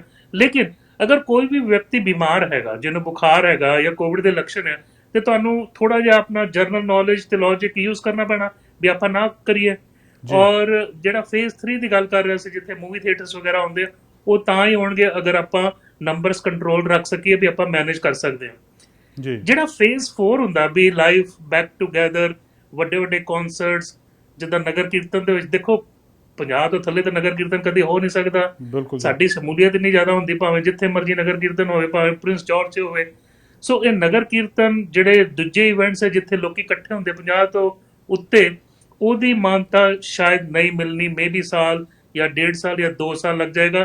ਡਾਕਟਰ ਸਾਹਿਬ ਡਾਕਟਰ ਮੈਂ ਬੋਨਵੀ ਮਾਫੀ ਚਾਹੁੰਦਾ, ਹੈਨਰੀ ਤੁਹਾਨੂੰ ਕਹਿੰਦੇ ਰੋਕ ਵੀ ਰਿਹਾ ਜਦ ਇੱਥੇ। ਤੱਕ ਡਾਕਟਰ ਸਾਹਿਬ ਫਿਰ ਜਿਹੜੇ ਵਿਆਹ ਆ, ਮੰਨ ਲਓ ਬਹੁਤ ਲੋਕਾਂ ਦੇ ਵਿਆਹ ਇਸ ਵਾਰ ਸੀਗੇ, ਉਹਨਾਂ ਨੇ ਕਰਦੇ ਕਰਾਉਂਦੇ ਨੇ ਥੋੜੇ ਪੋਸਟਪੋਨ ਕਰ ਲਏ, ਮਤਲਬ 50 ਤੋਂ ਥੱਲੇ ਥੱਲੇ ਹੀ ਇਹ ਪਰਮਿਸ਼ਨ ਮਿਲੂਗੀ? ਜੇ 50 ਤੋਂ ਥੱਲੇ ਵਾਲੀ ਆਗਿਆ ਕਿਹੜੇ ਫੇਸ ਜਾਂ ਕਦੋਂ ਮਿਲੂਗੀ? ਤੇ ਜਿਹੜੀ ਵੱਡੀ ਗੈਦਰਿੰਗ ਆ, ਇੱਕ ਰਿਸੈਪਸ਼ਨ ਕਰਨੀ ਕਿਸੇ ਨੇ 1000 ਬੰਦੇ ਦੀ, ਉਹ ਕਦੋਂ ਪੋਸੀਬਲ? ਕੀ ਅਗਲੀ ਜਿਹੜੀ ਸਮਰ ਆ ਉਹਦੇ 'ਚ ਪੋਸੀਬਲ ਹੈ ਇਹ? ਉਹਨੂੰ ਕਹਿੰਦੇ ਫੇਜ਼ 4। ਉਹ ਦੋ ਹੀ ਚੀਜ਼ਾਂ, ਜਾਂ ਤੇ ਕਮਿਊਨਿਟੀ ਦੇ ਵਿੱਚ ਇੰਨੀ ਇਮਿਊਨਿਟੀ ਹੋ ਚੁੱਕੀ ਹੋਗੀ, ਉਹਨੂੰ ਕਹਿੰਦੇ ਕਮਿਊਨਿਟੀ ਇਮਿਊਨਿਟੀ। ਉਹਦਾ ਪੁਰਾਣਾ ਨਾਂ ਸੀ ਹਰਡ ਇਮਿਊਨਿਟੀ, ਲੇਕਿਨ ਹਰਡ ਕਹਿੰਦੇ ਜਾਨਵਰਾਂ ਨੂੰ। ਸੋ ਉਹਦਾ ਨਾਂ ਡਾਕਟਰ ਬੋਨੀ ਹੈਨਰੀ ਨੇ ਚੇਂਜ ਕਰਕੇ ਕਮਿਊਨਿਟੀ ਇਮਿਊਨਿਟੀ ਕਰਤਾ, ਵੀ ਤੁਹਾਡੇ ਉਸ ਕਮਿਊਨਿਟੀ ਦੇ ਵਿੱਚ ਇੰਨੇ ਲੋਕੀ ਇਮਿਊਨ ਹੋ ਗਏ ਵੀ ਉਹਨਾਂ ਸਾਰਿਆਂ ਨੂੰ ਹੀ ਵਾਇਰਸ ਹੋ ਕੇ ਉਹ ਤੋਂ ਉਹ ਠੀਕ ਹੋ ਚੁੱਕੇ ਆ। ਜੀ ਕਰੀਬਨ 70 ਤੋਂ 90% ਇਮਿਊਨ ਚਾਹੀਦੇ ਆ ਕਮਿਊਨਿਟੀ 'ਚ, ਜਿਹਨੂੰ ਆਪਾਂ ਕਮਿਊਨਿਟੀ ਇਮਿਊਨਿਟੀ ਕਹਿੰਦੇ। ਉਦੋਂ ਵਾਇਰਸ ਫੈਲਦਾ ਨਹੀਂ, ਦਬ ਜਾਂਦਾ। ਜਾਂ ਫਿਰ ਵੈਕਸੀਨ ਆਊਗਾ। ਹੁਣ ਵੈਕਸੀਨ ਦੇ ਤੁਸੀਂ ਜ਼ਿਕਰ ਕੀਤਾ ਸੀ ਹੁਣੇ ਵੀ ਫਾਈਜ਼ਰ ਵੀ ਅੱਜ ਉਹਨਾਂ ਨੇ ਹਿਊਮਨ ਟ੍ਰਾਇਲ ਸ਼ੁਰੂ ਕਰਤੇ। ਕੱਲ ਇਟਲੀ ਤੋਂ ਰੋਮ ਤੋਂ ਖਬਰ ਆ ਰਹੀ ਸੀ, ਜਦੋਂ ਉਹਨਾਂ ਨੇ ਚੂਹਿਆਂ ਦੇ ਉੱਤੇ ਕੀਤਾ ਤੇ 100% ਉਹਨਾਂ ਨੂੰ ਸਕਸੈਸ ਮਿਲੀ ਸੀ ਤੇ ਉਹਨਾਂ ਨੇ ਹਿਊਮਨ ਟ੍ਰਾਇਲਸ ਹੁਣ ਸ਼ੁਰੂ ਕੀਤੇ। ਲੇਕਿਨ ਹਿਊਮਨ ਟ੍ਰਾਇਲ ਆਕਸਫੋਰਡ ਨੇ ਤੇ 2 ਹਫ਼ਤੇ ਪਹਿਲਾਂ ਸ਼ੁਰੂ ਕੀਤੇ, ਅਮਰੀਕਾ 'ਚ ਵੀ 2 ਹਫ਼ਤੇ ਪਹਿਲਾਂ ਤੇ ਸ਼ੁਰੂ ਆ, ਹੋਰ ਵੀ ਕਈ ਕੰਟਰੀਆਂ 'ਚ ਸ਼ੁਰੂ ਆ। ਚੰਗੀ ਗੱਲ ਹੈਗੀ ਆ, ਜਿਹੜੇ ਵੀ ਟ੍ਰਾਇਲਸ ਹੁੰਦੇ ਹੋ ਲੈਣ ਦੋ, ਕਿਉਂਕਿ ਕਿੱਥੇ ਨਾ ਕਿੱਥੇ ਤੇ ਸਾਨੂੰ ਸਕਸੈਸ ਮਿਲੂਗੀ। ਲੇਕਿਨ ਇੱਕ ਗੱਲ ਇਹ ਵੀ ਆ, ਇਹ ਕੋਸ਼ਿਸ਼ ਆ, ਇਹ ਨਾ ਸੋਚੋ ਵੀ ਵੈਕਸੀਨ ਜ਼ਰੂਰ ਬਣੂਗੀ। ਦੇਖੋ ਦਵਾਈ ਕੋਈ ਨਹੀਂ ਆ, ਦਵਾਈ ਦੀ ਵੀ ਬੜੀਆਂ ਕੋਸ਼ਿਸ਼ਾਂ ਕਰ ਲਈਆਂ। ਹੁਣ ਜਿਹੜੇ ਵਾਇਰਸਿਸ ਹੈਗੇ ਆ, ਖਾਸ ਕਰਕੇ HIV ਵਾਇਰਸ ਹੈ, ਏਡਸ ਦਾ, ਅੱਜ ਉਸ ਗੱਲ ਨੂੰ ਘੱਟ ਤੋਂ ਘੱਟ 40 ਸਾਲ ਹੋ ਗਿਆ, ਲੇਕਿਨ ਉਹਦੇ ਲਈ ਕੋਈ ਵੈਕਸੀਨ ਨਹੀਂ। ਬੜੀਆਂ ਟਰਾਇਲਾਂ ਹੋਈਆਂ, ਬੜੀ ਕੋਸ਼ਿਸ਼ਾਂ ਹੋਈਆਂ। ਸੋ ਇੱਕ ਉਮੀਦ ਹੈਗੀ ਆ, ਲੇਕਿਨ ਮੈਨੂੰ ਲੱਗਦਾ, ਆਪ ਪਰਸਨਲੀ ਲੱਗਦਾ, ਕਿਉਂਕਿ ਬਾਇਓਟੈਕ ਇੰਡਸਟਰੀ ਇੰਨੀ ਐਡਵਾਂਸ ਹੋ ਗਈ ਆ ਔਰ ਇਹ ਇੰਨਾ ਕੰਪਲਿਕੇਟਡ ਵਾਇਰਸ ਨਹੀਂ ਆ, ਔਰ ਹੋ ਸਕਦਾ ਵੀ ਇਹਦੇ ਅਗੇਂਸਟ ਸਾਨੂੰ ਵੈਕਸੀਨ ਲੱਭੇ। ਲੇਕਿਨ ਮੇਰੇ ਪਰਸਨਲ ਫੀਲਿੰਗ ਹੈਗੀ ਵੀ 12 ਤੋਂ 18 ਮਹੀਨੇ ਤੱਕ ਵੈਕਸੀਨ ਨਹੀਂ ਹੋਣੀ, ਭਾਵੇਂ ਜਿੰਨਾ ਮਰਜ਼ੀ ਜ਼ੋਰ ਲਾ ਰਹੀ ਹੈ, ਕਿਉਂਕਿ ਉਹਦੇ 4 ਟ੍ਰਾਇਲਸ ਚੱਲਣਗੇ। ਅਜੇ ਤਾਂ ਪਹਿਲਾ ਟ੍ਰਾਇਲ ਚੱਲ ਰਿਹਾ ਹਿਊਮਨ ਫੇਸ ਦਾ, ਫਿਰ ਉਹਨੂੰ ਮੈਚ ਕਰਨਾ ਪੈਣਾ ਇਨਫੈਕਟਡ ਲੋਕਾਂ ਦੇ ਨਾਲ। ਫਿਰ ਐਕਚੁਅਲੀ ਫਾਈਜ਼ਰ ਵਾਲੇ ਕਹਿੰਦੇ ਆ ਵੀ ਅਗਰ ਸਮਝੋ ਅਗਲੇ ਫਾਲ ਜਿੱਦਾਂ ਸਿਆਲ ਹੁੰਦੇ ਆ, ਉਹ 'ਚ ਸੈਕਿੰਡ ਵੇਵ ਹੁੰਦੀ ਹੈ ਤੇ ਵੈਕਸੀਨ ਛੇਤੀ ਬਣੂਗਾ, ਕਿਉਂਕਿ ਉਹ ਕੰਪੇਅਰ ਕਰ ਪਾਉਣਗੇ ਵੀ ਜਿਹੜੇ ਲੋਕਾਂ ਨੂੰ ਵੈਕਸੀਨ ਦਿੱਤਾ ਉਹਨਾਂ ਨੂੰ ਐਕਸਪੋਜ਼ਰ ਹੋਇਆ ਵੀ ਕੁਝ ਹੋਇਆ ਕਿ ਨਹੀਂ ਹੋਇਆ। ਐਕਚੁਅਲੀ ਤਾਂ ਸਾਨੂੰ ਜਿਹੜੇ ਟੈਸਟਿੰਗ, ਕਿਉਂਕਿ ਜਦੋਂ ਸਾਰਸ ਹੋਇਆ ਸੀ ਅੱਜ ਤੋਂ 18 ਸਾਲ ਪਹਿਲਾਂ, ਉਦੋਂ ਵੀ ਵੈਕਸੀਨ ਬਣਾਉਣ ਦੀ ਬੜੀ ਗੱਲ ਹੋਈ, ਲੇਕਿਨ ਉਹ ਸਾਰਸ ਡਾਈ ਡਾਊਨ ਹੋ ਗਿਆ, ਵੈਕਸੀਨ ਬਣਿਆ ਨਹੀਂ। ਅਗਰ ਇਹ ਵਾਇਰਸ ਡਾਈ ਡਾਊਨ ਹੋ ਜਾਂਦਾ, ਨਹੀਂ ਹੁੰਦਾ ਦੁਬਾਰਾ ਇਹਦਾ ਸੈਕਿੰਡ ਵੇਵ, ਤੇ ਕੋਈ ਵੈਕਸੀਨ ਨਹੀਂ ਬਣੂਗਾ, ਕਿਉਂਕਿ ਵੈਕਸੀਨ ਦਾ ਕੀ ਮਤਲਬ, ਵਾਇਰਸ ਆਪਣੇ ਆਪ ਹੀ ਖਤਮ ਹੋ ਜਾਊਗਾ ਜੀ। ਵਾਇਰਸ ਖਤਮ ਹੋ ਸਕਦਾ, ਕਿਉਂ ਨਹੀਂ ਹੋ ਸਕਦਾ। ਅੱਜ ਮੈਂ ਹੁਣੇ ਸਾਂਝੀ ਕਰਨਾ ਚਾਹੁੰਦਾ ਸਟੱਡੀ ਜੀ, ਫਿਰ ਅਮਰੀਕਾ ਤੋਂ ਆ ਰਹੀ ਆ ਤੇ NBC ਨੇ ਹੁਣੇ ਬ੍ਰੇਕ ਕੀਤੀ ਆ। ਜਦੋਂ ਇਹ ਵਾਇਰਸ ਦਾ ਸਟਰਕਚਰ ਚੈੱਕ ਕੀਤਾ, ਹੁਣ ਇੱਕ ਖੁਸ਼ੀ ਦੀ ਗੱਲ ਹੈ, ਹੁਣ ਇਸ ਕਰਕੇ ਹਿੰਦੁਸਤਾਨ ਕਾਮਯਾਬ ਹੋ ਗਿਆ। ਇਹ ਵਾਇਰਸ ਵਿਥਿਨ ਮਿੰਟਸ, ਕੁਝ ਮਿੰਟਾਂ 'ਚ ਡੈਮੇਜ ਹੋ ਜਾਂਦਾ ਸੂਰਜ ਦੀ ਲਾਈਟ 'ਚ। ਸੋ ਅਗਰ ਆਪਾਂ ਬਾਹਰ ਜਾਈਏ, ਬਾਹਰ ਸਾਨੂੰ ਵਾਇਰਸ ਨਹੀਂ ਮਿਲਣਾ। ਬਾਹਰ ਭਾਵੇਂ ਹਵਾ 'ਚ ਘੁੰਮ ਨਹੀਂ ਸਕਦਾ, ਭਾਵੇਂ ਸਰਫਸ 'ਚ ਹੋਏ, ਸੂਰਜ ਦੀ ਕਿਰਨਾਂ ਦੇ ਨਾਲ ਇਹ ਟੁੱਟ ਜਾਂਦਾ ਹੈ। ਬੜਾ ਫ੍ਰੈਜਾਈਲ ਵਾਇਰਸ ਹੈ, ਜਿੱਦਾਂ ਨਹੀਂ ਕੋਈ ਬਹੁਤ ਪਤਲਾ ਗਲਾਸ ਦਾ ਪੀਸ ਹੋਇਆ ਹੱਥੋਂ ਡਿੱਗ ਜਾਏ ਉਹਨੇ ਚੂਰੂ ਚੂਰ ਹੋਣਾ। ਇਹ ਵਾਇਰਸ ਬੜਾ ਫ੍ਰੈਜਾਈਲ ਹੈ, ਘਰਾਂ ਦੇ ਵਿੱਚ ਇਨਫੈਕਸ਼ਨ ਹੋਣ ਦੇ ਚਾਂਸਸ ਜ਼ਿਆਦਾ। ਤੁਹਾਨੂੰ ਰੋਕ ਰਿਹਾ ਜੀ, ਇੱਕ ਗੱਲ ਕਲੀਅਰ ਕਰਨ ਦੇ ਲਈ, ਇਹ ਸਨਲਾਈਟ ਦੇ ਨਾਲ ਟੁੱਟਦਾ ਜਾਂ ਇਹਦਾ ਟੈਂਪਰੇਚਰ ਨਾਲ ਸੰਬੰਧ ਆ? BC ਦੇ ਵਿੱਚ ਬਹੁਤ ਵਾਰੀ ਮੀਂਹ ਪੈਂਦਾ ਰਹਿੰਦਾ, ਧੁੱਪ ਨਿਕਲਦੀ ਨਹੀਂ। ਮੰਨ ਲਓ ਅਲਬਰਟਾ ਅਸੀਂ ਦੇਖਦੇ ਹਾਂ, ਉੱਥੇ ਧੁੱਪ ਬਹੁਤ ਹੁੰਦੀ ਹੈ, ਇਹਦਾ ਮਤਲਬ ਉੱਥੇ ਜ਼ਿਆਦਾ ਚਾਂਸਸ ਨੇ ਵਾਇਰਸ ਦੇ ਮਰਨ ਦੇ? ਹੀਟ, ਜਿੰਨੀ ਹੀਟ ਹੋਏਗੀ, ਸਨਲਾਈਟ ਹੋਏਗੀ, ਉਹਨਾਂ ਇਹ ਵਾਇਰਸ ਕਿਲਡ ਹੋ ਜਾਊਗਾ। ਇਸ ਵੇਲੇ ਤੁਸੀਂ ਦੇਖੋ ਸਾਰੇ ਪਾਸੇ ਹਿੰਦੁਸਤਾਨ 'ਚ 35 ਤੋਂ 40 ਡਿਗਰੀ ਟੈਂਪਰੇਚਰ ਹੈਗਾ, ਔਰ ਉੱਥੇ ਹੌਲੀ ਹੌਲੀ ਖੋਲਿਆ। ਅਫਰੀਕਾ 'ਚ ਕਿਉਂ ਨਹੀਂ ਕੇਸਿਸ ਹੋਏ? ਉੱਥੇ ਤੇ ਹੈਲਥ ਕੇਅਰ ਸਿਸਟਮ ਵੀ ਬਹੁਤ ਪੂਅਰ ਆ, ਵੈਂਟੀਲੇਟਰ ਹੈ ਨਹੀਂ। ਕਈ ਕੰਟਰੀ 'ਚ ਤੇ ਇੱਕ ਵੈਂਟੀਲੇਟਰ ਹੈਗਾ ਪੂਰੀ ਕੰਟਰੀ ਵਾਸਤੇ ਉਹਨਾਂ ਕੋਲ। ਹੁਣ ਕਿਉਂਕਿ ਇਹਦੀ ਸਟੱਡੀ ਹੋਰ ਆਈ ਹੈ, ਹੁਣੇ NBC ਨੇ ਬ੍ਰੇਕ ਕੀਤਾ ਸੀ ਵੀ ਇਹ ਵਾਇਰਸ ਜਿਹੜਾ ਹੀਟ ਆ ਔਰ ਸੂਰਜ ਦੀ ਕਿਰਨਾਂ ਦੇ ਨਾਲ ਵਿਥਿਨ ਮਿੰਟਸ ਖਤਮ ਹੋ ਜਾਂਦਾ। ਸੋ ਬਾਹਰ ਜਿਹੜਾ ਹੈਗਾ ਵਿਅਕਤੀ ਉਹ ਜ਼ਿਆਦਾ ਪ੍ਰੋਟੈਕਟਡ ਆ। ਘਰ ਦੇ ਵਿੱਚ ਅਗਰ ਤੁਹਾਡੇ ਵਾਇਰਸ ਹੈਗਾ, ਉਸ ਤੋਂ, ਕਿਉਂਕਿ ਘਰ ਦਾ ਟੈਂਪਰੇਚਰ ਤੁਸੀਂ ਕੂਲ ਰੱਖਦੇ ਹੋ AC ਕਰਕੇ, ਪੰਖਾ ਕਰਕੇ, ਜੋ ਵੀ ਆ, ਇਹ ਵੀ ਇੱਕ ਫੈਕਟਰ ਹੋ ਸਕਦਾ। ਔਰ ਦੇਖੋ ਇਹਦੇ ਉੱਤੇ ਨਾ ਸਟੱਡੀਜ਼ ਹੋ ਰਹੀਆਂ, ਸਾਨੂੰ ਹੋਰ ਨੌਲੇਜ ਮਿਲ ਰਹੀ ਆ, ਅਸੀਂ ਜ਼ਿਆਦਾ ਇਹਨੂੰ ਲਰਨ ਕਰ ਰਹੇ ਹਾਂ। ਉੱਦਾਂ ਵੀ ਜਿਹੜਾ ਆਮ ਫਲੂ ਆ, ਉਹ ਵੀ ਜਦੋਂ ਆਪਾਂ ਹੁਣ ਦੇਖਦੇ ਹਾਂ ਮਈ ਜੂਨ ਤੱਕ ਤੇ ਹਟ ਹੀ ਜਾਂਦਾ, ਫਿਰ ਉਹਨੇ ਜਾ ਕੇ ਅਕਤੂਬਰ ਨਵੰਬਰ 'ਚ ਆਉਣਾ ਹੁੰਦਾ। ਮੈਨੂੰ ਲੱਗਦਾ ਵੀ ਸ਼ਾਇਦ ਇਹਦਾ ਸੈਕਿੰਡ ਵੇਵ ਵੀ ਉਸ ਪਾਸੇ ਨੂੰ ਜਾਊਗਾ, ਲੇਕਿਨ ਸਾਨੂੰ ਫਿਰ ਵੀ ਕੌਸ਼ੀਅਸ ਰਹਿਣਾ ਚਾਹੀਦਾ, ਕਿਉਂਕਿ ਇਹਨੇ ਜ਼ਿਆਦਾ ਸਾਨੂੰ ਡੈਮੇਜ ਕੀਤਾ। ਸਾਡੇ ਬਜ਼ੁਰਗਾਂ ਦੀ ਜਿਹੜੀ ਮੌਤ ਜ਼ਿਆਦਾ ਹੋਈ ਆ, ਪੂਰੇ ਵਰਲਡ ਦੇ ਵਿੱਚ ਕਰੀਬਨ 3 ਲੱਖ ਵਿਅਕਤੀ ਹੋਣ ਇਸ ਤੋਂ ਆਪਣਾ ਜਾਨ ਖੋ ਬੈਠੇ ਆ, ਲਗਭਗ 3 ਲੱਖ ਦੇ ਲੱਗੇ ਪਹੁੰਚ ਚੁੱਕਿਆ, 295,000 ਦੇ ਲੱਗੇ। ਇਹ ਅੱਪੜ ਜਾਣਾ ਹੋਰ ਕੁਝ ਘੰਟਿਆਂ ਨੂੰ ਜਾਂ ਦਿਨਾਂ ਨੂੰ। ਸੋ ਇਹਨੂੰ ਅਜੇ ਵੀ ਦੇਖੋ ਸਾਡੇ ਹੱਥ 'ਚ ਕੀ ਆ, ਆਪਾਂ ਫਿਜ਼ੀਕਲ ਡਿਸਟੈਂਸ ਕਰੀਏ, ਹੈਂਡ ਵਾਸ਼ਿੰਗ ਸੋਪ ਔਰ ਵਾਟਰ ਦੇ ਨਾਲ, ਬਾਹਰ ਜਾਣੇ ਮਾਸਕ ਪਾਈਏ, ਸਤਿ ਸ੍ਰੀ ਅਕਾਲ, ਨਮਸਤੇ, ਸਲਾਮ ਕਹੀਏ, ਹੈਂਡਸ਼ੇਕ ਨਾ, ਇਵਨ ਪ੍ਰੀਮੀਅਰ ਸਾਹਿਬ ਕਹੇ ਵੀ ਹੈਂਡਸ਼ੇਕ ਅਵੋਇਡ ਕਰੋ। ਸੋ ਬੈਕ ਬਿਜ਼ਨੈਸਿਸ ਵੀ ਚੱਲਣਗੇ, ਪ੍ਰੋਡਕਸ਼ਨ ਵੀ ਚੱਲੂਗਾ, ਜਿਹੜੇ ਹੋਰ ਇੰਡਸਟਰੀਜ਼ ਹੈ ਹੌਲੀ ਹੌਲੀ ਖੁੱਲਣਗੀਆਂ। ਔਰ ਮੈਨੂੰ ਲੱਗਦਾ ਵੀ ਲੋਕੀ ਇਸ ਤੋਂ ਸਭਿਅ ਹੋ ਗਏ, ਉਹਨਾਂ ਨੇ ਸਿੱਖ ਲਿਆ। ਲੇਕਿਨ ਸਾਡਾ ਜਿਹੜਾ ਪ੍ਰੀ ਕੋਵਿਡ ਦਾ ਜਿਹੜਾ ਲਾਈਫ ਸਟਾਈਲ ਸੀ, ਉਹ ਹੁਣ ਚੇਂਜ ਹੋ ਜਾਣਾ। ਜਦ ਤੱਕ ਵੈਕਸੀਨ ਨਹੀਂ ਆਉਂਦੀ ਤਦ ਤੱਕ ਸਾਨੂੰ ਇਹ ਸਾਵਧਾਨੀ ਵਰਤਣੀ ਪੈਣੀ ਹੈ। ਔਰ ਵੈਕਸੀਨ ਜਦੋਂ ਆਉਂਦੀ ਆ, ਹੁਣ ਤੁਸੀਂ ਧੱਕੇ ਦੇ ਨਾਲ ਸਾਰਿਆਂ ਦੇ ਉੱਤੇ ਠੋਕ ਹੋ ਵੀ ਨਹੀਂ ਸਕਦੇ, ਕਿਉਂਕਿ ਕਈ ਕਹਿਣਗੇ ਵੀ ਨਹੀਂ ਲਾਉਣੀ, ਉਹਨੂੰ ਕੀ ਕਰੋਗੇ? ਸੋ ਇਸ ਲਈ ਉਹ ਤੁਹਾਡੇ ਕੋਲ ਇੱਕ ਆਪਸ਼ਨ ਹੋਊਗਾ ਲੋਕਾਂ ਨੂੰ ਫੇਰ ਐਜੂਕੇਟ ਕਰਨ ਦਾ, ਭਲਿਆ ਲੋਕਾਂ ਪਿਆਰ ਦੇ ਨਾਲ ਵੀ ਤੂੰ ਵੀ ਬਚ ਜਾਏਗਾ ਤੇ ਅਗਲਿਆਂ ਨੂੰ ਵੀ ਟਰਾਂਸਮਿਸ਼ਨ ਨਹੀਂ ਹੋਊਗੀ। ਸੋ ਇਹਦੇ ਚ ਕਈ ਡਾਇਮੈਂਸ਼ਨਸ ਹੈਗੇ ਆ, ਲੇਕਿਨ ਮੈਨੂੰ ਲੱਗਦਾ ਵੀ ਆਸ ਦੀ ਕਿਰਨ ਹੈਗੀ ਆ। ਕੈਨੇਡਾ ਦੇ ਵਿੱਚ ਨੰਬਰਸ ਘਟ ਰਹੇ ਆ, ਇਹਦਾ ਮਲਟੀਪਲੀਕੇਸ਼ਨ ਘਟ ਰਿਹਾ, ਗ੍ਰਾਫ ਥੱਲੇ ਨੂੰ ਆ ਰਿਹਾ। ਮੈਂ ਮੰਨਦਾ ਵੀ ਰੈਸੀਡੈਂਸ਼ੀਅਲ ਕੇਅਰ ਹੋਮ ਓਨਟਾਰੀਓ ਔਰ ਕਿਊਬੈਕ ਦੇ ਵਿੱਚ ਟਰਬਲ ਜ਼ਿਆਦਾ, ਲੇਕਿਨ ਅਗਰ ਆਪਾਂ ਦੇਖੀਏ ਥੱਲੇ ਨੂੰ ਆ ਰਿਹਾ। ਓਨਟਾਰੀਓ ਦੇ ਪ੍ਰੀਮੀਅਰ ਸਾਹਿਬ ਨੇ ਕਿਹਾ ਵੀ 8 ਤਰੀਕ ਨੂੰ ਗਾਰਡਨ ਔਰ ਨਰਸਰੀ ਖੋਲ ਰਿਹਾ, 9 ਤਰੀਕ ਨੂੰ ਹਾਰਡਵੇਅਰ ਸਟੋਰ ਖੋਲ ਰਿਹਾ। ਫਿਰ ਉਹਨਾਂ ਨੇ ਕਿਹਾ ਵੀ ਆਉਣ ਵਾਲੇ ਸਮੇਂ 'ਚ ਜਿਹੜੇ ਕਰਬ ਸਾਈਡ ਜਿਹੜੇ ਹੈਗੇ ਆ ਬਿਜ਼ਨਸ ਉਹ ਚੱਲ ਸਕਦੇ ਆ। ਸੋ ਇਹ ਸਾਰੀਆਂ ਗੱਲਾਂ ਚੰਗੀਆਂ ਹੈਗੀਆਂ। ਔਰ ਡੋਨਲਡ ਟਰੰਪ ਸਾਹਿਬ ਕਹਿ ਰਹੇ ਆ ਵੀ ਉਹ ਇਕਨੋਮੀ ਨੂੰ ਵੀ ਸਰਜੀਤ ਰੱਖਣਾ ਮੰਗਦੇ ਆ। ਅਮਰੀਕਾ ਦੇ ਵਿੱਚ ਉਹ ਮੰਨਦੇ ਆ ਵੀ ਹੋਰ ਮੌਤਾਂ ਹੋਣਗੀਆਂ, ਲੇਕਿਨ ਕਹਿੰਦੇ ਆ ਵੀ ਅਸੀਂ ਬਿਲਕੁਲ ਲਾਕਡਾਊਨ 'ਚ ਨਹੀਂ ਰਹਿ ਸਕਦੇ। ਸੋ ਅਮਰੀਕਾ ਵੀ ਓਪਨ ਅਪ ਹੋ ਰਿਹਾ। ਇੰਟਰਨੈਸ਼ਨਲ ਟਰੈਵਲਿੰਗ ਜਿਹਦੇ ਵਿੱਚ ਅਮਰੀਕਾ ਵੀ ਆਉਂਦਾ, ਅਮਰੀਕਾ ਇੰਟਰਨੈਸ਼ਨਲ ਹੀ ਹੈ ਨਾ, ਇੱਕ ਦੂਜੀ ਕੰਟਰੀ। ਸਾਨੂੰ ਨਹੀਂ ਲੱਗਦਾ ਵੀ ਦਸੰਬਰ ਤੱਕ ਹੋਊਗੀ, ਮੈਨੂੰ ਤਾਂ ਲੱਗਦਾ ਦਸੰਬਰ ਤੋਂ ਬਾਅਦ ਹੀ ਹੋਊਗੀ। ਹੋ ਸਕਦਾ ਵੀ ਕੇਸਿਸ ਬਹੁਤ ਲੋ ਹੋਣ ਤੇ ਕ੍ਰਿਸਮਸ 'ਚ ਖੋਲਿਆ ਜਾਊਗਾ, ਕਿਉਂਕਿ ਕ੍ਰਿਸਮਸ ਬਹੁਤ ਲੋਕਾਂ ਵਾਸਤੇ ਇੱਕ ਟਰੈਵਲਿੰਗ ਪੀਰੀਅਡ ਹੁੰਦਾ ਵੀ ਆਪਣੇ ਪਰਿਵਾਰਾਂ ਨੂੰ ਮਿਲਣਾ, ਰਿਸ਼ਤੇਦਾਰਾਂ ਨੂੰ ਮਿਲਣਾ। ਸੋ ਸ਼ਾਇਦ ਉੱਥੇ ਹੋਊਗਾ, ਮੈਨੂੰ ਇਦਾਂ ਲੱਗ ਰਿਹਾ। ਡਾਕਟਰ ਸਾਹਿਬ, ਜਿਹੜਾ ਇੱਕ ਹੋਰ ਨੁਕਤਾ ਇੱਥੇ ਧਿਆਨ ਮੰਗਦਾ ਕਿ ਜਿਵੇਂ ਇੰਟਰਨੈਸ਼ਨਲ ਟਰੈਵਲਿੰਗ ਆ, ਇਹ ਜੇ ਦਸੰਬਰ ਦੇ ਵਿੱਚ ਸ਼ੁਰੂ ਹੁੰਦਾ, ਉੱਥੇ ਵੀ ਸੋਸ਼ਲ ਡਿਸਟੈਂਸ ਦਾ ਇਦਾਂ ਹੀ ਖਿਆਲ ਰੱਖਿਆ ਜਾਊਗਾ? ਦੇਖੋ, ਬੜੀ ਸਕਰੀਨਿੰਗ ਹੋਊਗੀ। ਪਹਿਲੀ ਗੱਲ ਤੇ ਹੈਗਾ ਵੀ ਜਿਹਨੂੰ ਵੀ ਟੈਂਪਰੇਚਰ ਹੈਗਾ ਉਹਦੀ ਸਕਰੀਨਿੰਗ ਹੋਏਗੀ, ਉਹਨੂੰ ਚੜਨ ਨਹੀਂ ਦਿੱਤਾ ਜਾਊਗਾ। ਹੁਣ ਉਹਨੇ ਟਿਕਟ ਲਿੱਤੀ ਆ 1000-2000 ਦੀ, ਉਹਨੂੰ ਕਹਿਣਗੇ ਵੀ ਤੈਨੂੰ ਕੈਸ਼ ਵੀ ਨਹੀਂ ਮਿਲਣਾ, ਅਗਲੇ ਕੋਈ ਫਲਾਈਟ 'ਚ ਤੂੰ ਐਡਜਸਟ ਕਰ ਲਈ। ਦੂਜੀ ਗੱਲ ਹੈਗੀ ਆ ਵੀ ਅੰਦਰ ਜਿਹੜਾ ਹੈਗਾ ਬਿਲਕੁਲ 6 ਫੁੱਟ ਦਾ ਫਾਸਲਾ ਰਹੂਗਾ। ਜਿਹੜੇ ਸਰਵਰਸ ਹੈਗੇ ਆ, ਜੋ ਕੰਮ ਕਰਨ ਵਾਲੇ ਅੰਦਰ ਆ, 에ਅਰ ਹੋਸਟੈਸ, ਉਹ ਗਾਊਨਸ ਹੋਣਗੀਆਂ, ਗਲਵਸ ਹੋਣਗੇ, ਆਈ ਗੋਗਲਸ ਜਿਹੜਾ ਹੈਗਾ ਉਹਨਾਂ ਨੂੰ ਪ੍ਰੋਟੈਕਸ਼ਨ ਹੋਏਗਾ, ਮਾਸਕ ਹੋਊਗਾ। ਔਰ ਐਨਕਰੇਜ ਕੀਤਾ ਜਾਊਗਾ ਵੀ ਹਰ ਇੱਕ ਵਿਅਕਤੀ ਨੂੰ ਮਾਸਕ ਪਾ ਕੇ ਚੜ੍ਹਿਆ ਜਾਏ। ਏਅਰਲਾਈਨ ਟਰੈਵਲ ਬਹੁਤ ਮਹਿੰਗਾ ਹੋ ਜਾਊਗਾ, ਕਿਉਂਕਿ ਅਗਰ ਆਪਾਂ ਦੇਖੀਏ ਸੀਟਾਂ ਅਗਰ ਉਹਨਾਂ ਨੇ ਕੱਢ ਕੇ 6-6 ਫੁੱਟ ਤੇ ਰੱਖੀਆਂ ਤੇ ਉਹਨਾਂ ਨੇ ਪੈਸੇ ਕਿੱਥੋਂ ਕਮਾਉਣੇ? ਨਾਲੇ ਆਪਣੇ 에ਅਰ ਹੋਸਟੈਸ ਤੇ ਦੂਜਿਆਂ ਨੂੰ ਉਹਨਾਂ ਨੇ ਸਮੱਗਰੀ ਜਿਹੜੀ ਹੈਗੀ ਆਪਣੇ ਵੱਲੋਂ ਪ੍ਰੋਵਾਈਡ ਕਰਨੀ ਆ, ਰਿਸਕ ਲੈਣਾ। ਸੋ 에ਅਰ ਟਰੈਵਲਿੰਗ ਮਹਿੰਗਾ ਹੋ ਜਾਊਗਾ, ਲੇਕਿਨ ਇਹ ਹੌਲੀ ਹੌਲੀ ਇਹਦੇ ਜਿਹੜੇ ਹੈਗੇ ਪੈਮਾਨੇ ਇੰਪਰੂਵ ਹੋਣਗੇ ਜਦ ਵੈਕਸੀਨ ਆਊਗੀ ਜਾਂ ਵਾਇਰਸ ਡਾਈ ਡਾਊਨ ਹੋ ਜਾਂਦਾ। ਹੋ ਸਕਦਾ ਰੱਬ ਮਿਹਰ ਕਰੇ ਵੀ ਵਾਇਰਸ ਖਤਮ ਹੀ ਹੋ ਜਾਏ, ਸਾਨੂੰ ਪਤਾ ਨਾ ਲੱਗੇ। ਲੇਕਿਨ ਸਾਰੇ ਜਿਹੜੇ ਇਹਦੇ ਮਾਹਿਰ ਆ ਉਹ ਇਹਨੂੰ ਸਪੈਨਿਸ਼ ਫਲੂ ਦੇ ਨਾਲ ਕੰਪੇਅਰ ਕਰ ਰਹੇ ਆ। ਸਪੈਨਿਸ਼ ਫਲੂ ਦੇ 4 ਵੇਵਸ ਆਈਆਂ ਸੀ। ਜਿਹੜੀ ਪਹਿਲੀ ਵੇਵ ਹੈਗੀ ਆ ਉਹ ਸਪ੍ਰਿੰਗ ਦੇ ਵਿੱਚ ਸੀ 1918, ਫਿਰ ਉਹ ਚਲੀ ਗਈ, ਫਿਰ ਉਹ ਆਈ ਫਾਲ ਦੇ ਵਿੱਚ 1918, ਤੇ ਥਰਡ ਵੇਵ ਸੀ 1919, ਤੇ ਫੋਰਥ ਛੋਟੀ ਵੇਵ ਸੀ 1920। ਉਹਦੇ ਬਾਅਦ ਵਾਇਰਸ ਜਿਹੜਾ ਹੈਗਾ ਇਹ ਖਤਮ ਹੋ ਗਿਆ ਸੀ।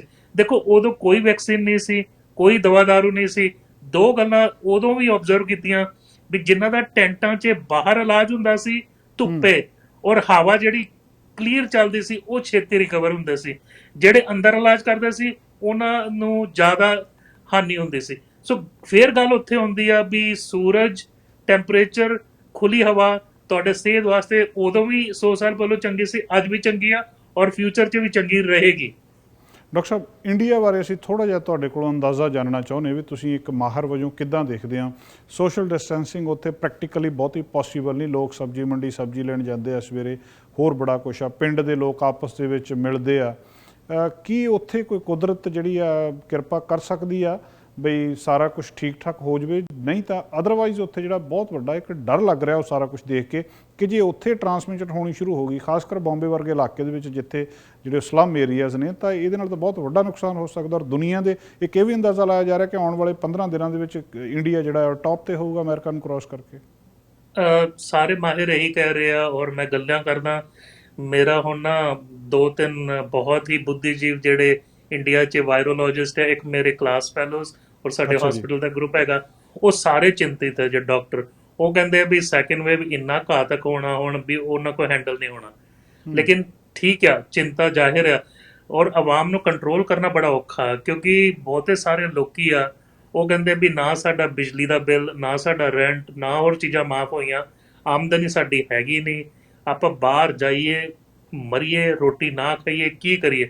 ਸੋ ਇੱਕ ਤਰਾਸਦੀ ਹੈਗੀ ਆ ਵੀ 1.3 ਬਿਲੀਅਨ ਦੀ ਕੰਟਰੀ ਤੋਂ ਕਰੀਬਨ 600 ਮਿਲੀਅਨ ਲੋਕ ਅਜੇ ਵੀ ਗਰੀਬ ਹੈਗੇ ਆ। ਠੀਕ ਹੈ, ਬਹੁਤ ਧਨਾੜ ਲੋਕ ਹੈਗੇ ਆ, ਇੱਕ ਮਿਡਲ ਕਲਾਸ ਵੀ ਹੈਗੀ ਆ, ਉਹ ਵੀ ਹੁਣ ਥੱਲੇ ਨੂੰ ਜਾ ਰਹੀ ਆ, ਗਰੀਬ ਵੱਲ ਜਾ ਰਹੀ ਆ, ਕਿਉਂਕਿ ਜਿੰਨਾ ਕੋ ਬਿੱਲ ਬੱਤੀਆਂ ਦੇ ਪੈਸੇ ਵਿਚਾਰਿਆਂ ਨੂੰ ਸੇਵ ਕਰਕੇ ਉਹਦੇ ਪੇ ਕਰੀ ਜਾ ਰਹੇ ਆ, ਆਮਦਨੀ ਕੋਈ ਹੈ ਨਹੀਂ। ਦੂਜੀ ਗੱਲ ਜਿਹੜੀ ਆ ਨਾ, ਫਿਰ ਜਸਕਰਨ ਦੇਖੋ ਮੈਂ ਸਟਾਰਟਿੰਗ 'ਚ ਗਈ ਸੀ, ਹਿੰਦੁਸਤਾਨ ਦਾ ਜਿਹੜਾ ਕਲਚਰ ਆ ਉਹ ਅਜੇ ਵੀ ਆਪਣੇ ਮਾਪੇ ਨੂੰ ਨਾਲ ਰੱਖਦਾ ਬਹੁਤਾਤਰ। ਬਿਲਕੁਲ। ਰੈਸੀਡੈਂਸ਼ੀਅਲ ਕੇਅਰ ਹੋਮ ਨਹੀਂ ਹੈਗੇ, ਅਗਰ ਹੋਣਗੇ ਕੁਝ ਸ਼ਹਿਰਾਂ 'ਚ ਹੋਣਗੇ ਔਰ ਬਹੁਤ ਥੋੜੇ ਹੋਣਗੇ।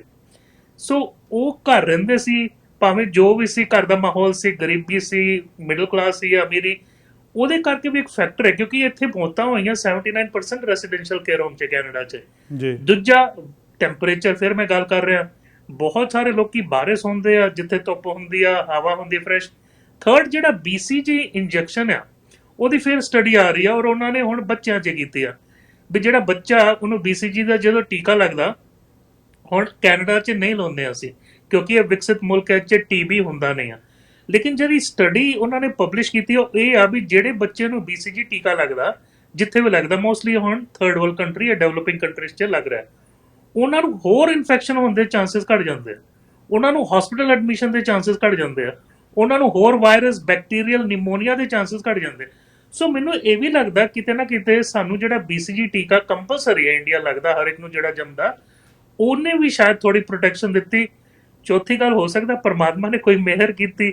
ਪੰਜਵੀਂ ਗੱਲ, ਨਰਿੰਦਰ ਮੋਦੀ ਜੀ ਨੇ ਬਿਲਕੁਲ ਲੋਕਡਾਊਨ ਕੰਟਰੀ ਕਰ ਦਿੱਤੇ ਸੀ ਜਦੋਂ ਥੋੜੇ ਕੇਸਿਸ ਹੀ ਆਏ ਸੀ। ਅਸੀਂ ਲੋਕਡਾਊਨ ਜਾ ਕੇ ਕੀਤੀ ਮਾਰਚ ਦੇ ਐਂਡ 'ਚ, ਔਰ ਸਾਡਾ ਅਮਰੀਕਾ ਕੈਨੇਡਾ ਦਾ ਬਾਰਡਰ ਬਹੁਤ ਖੁੱਲਾ ਰਿਹਾ। ਸਾਡੇ 40% ਤੋਂ ਜ਼ਿਆਦਾ ਕੇਸ ਤਾਂ ਅਮਰੀਕਾ 'ਚ ਆਏ ਜਿਹੜੇ ਮੁੱਢਲੇ ਸੀ, ਸਿਰਫ 3-4% ਚਾਈਨਾ ਤੋਂ ਆਏ, ਅਮਰੀਕਾ ਤੋਂ ਔਰ ਯੂਰਪ ਤੋਂ ਆਏ, ਜਿੱਥੇ ਟਰੈਵਲਿੰਗ ਬਿਲਕੁਲ ਚੱਲ ਰਹੀ ਸੀ। ਸੋ ਕਈ ਜਿਹੜੇ ਪੈਮਾਨੇ ਹੈਗੇ ਔਰ ਕਈ ਵਾਰ ਕਈ ਕੰਟਰੀਆਂ ਲੱਕੀ ਹੁੰਦੀਆਂ।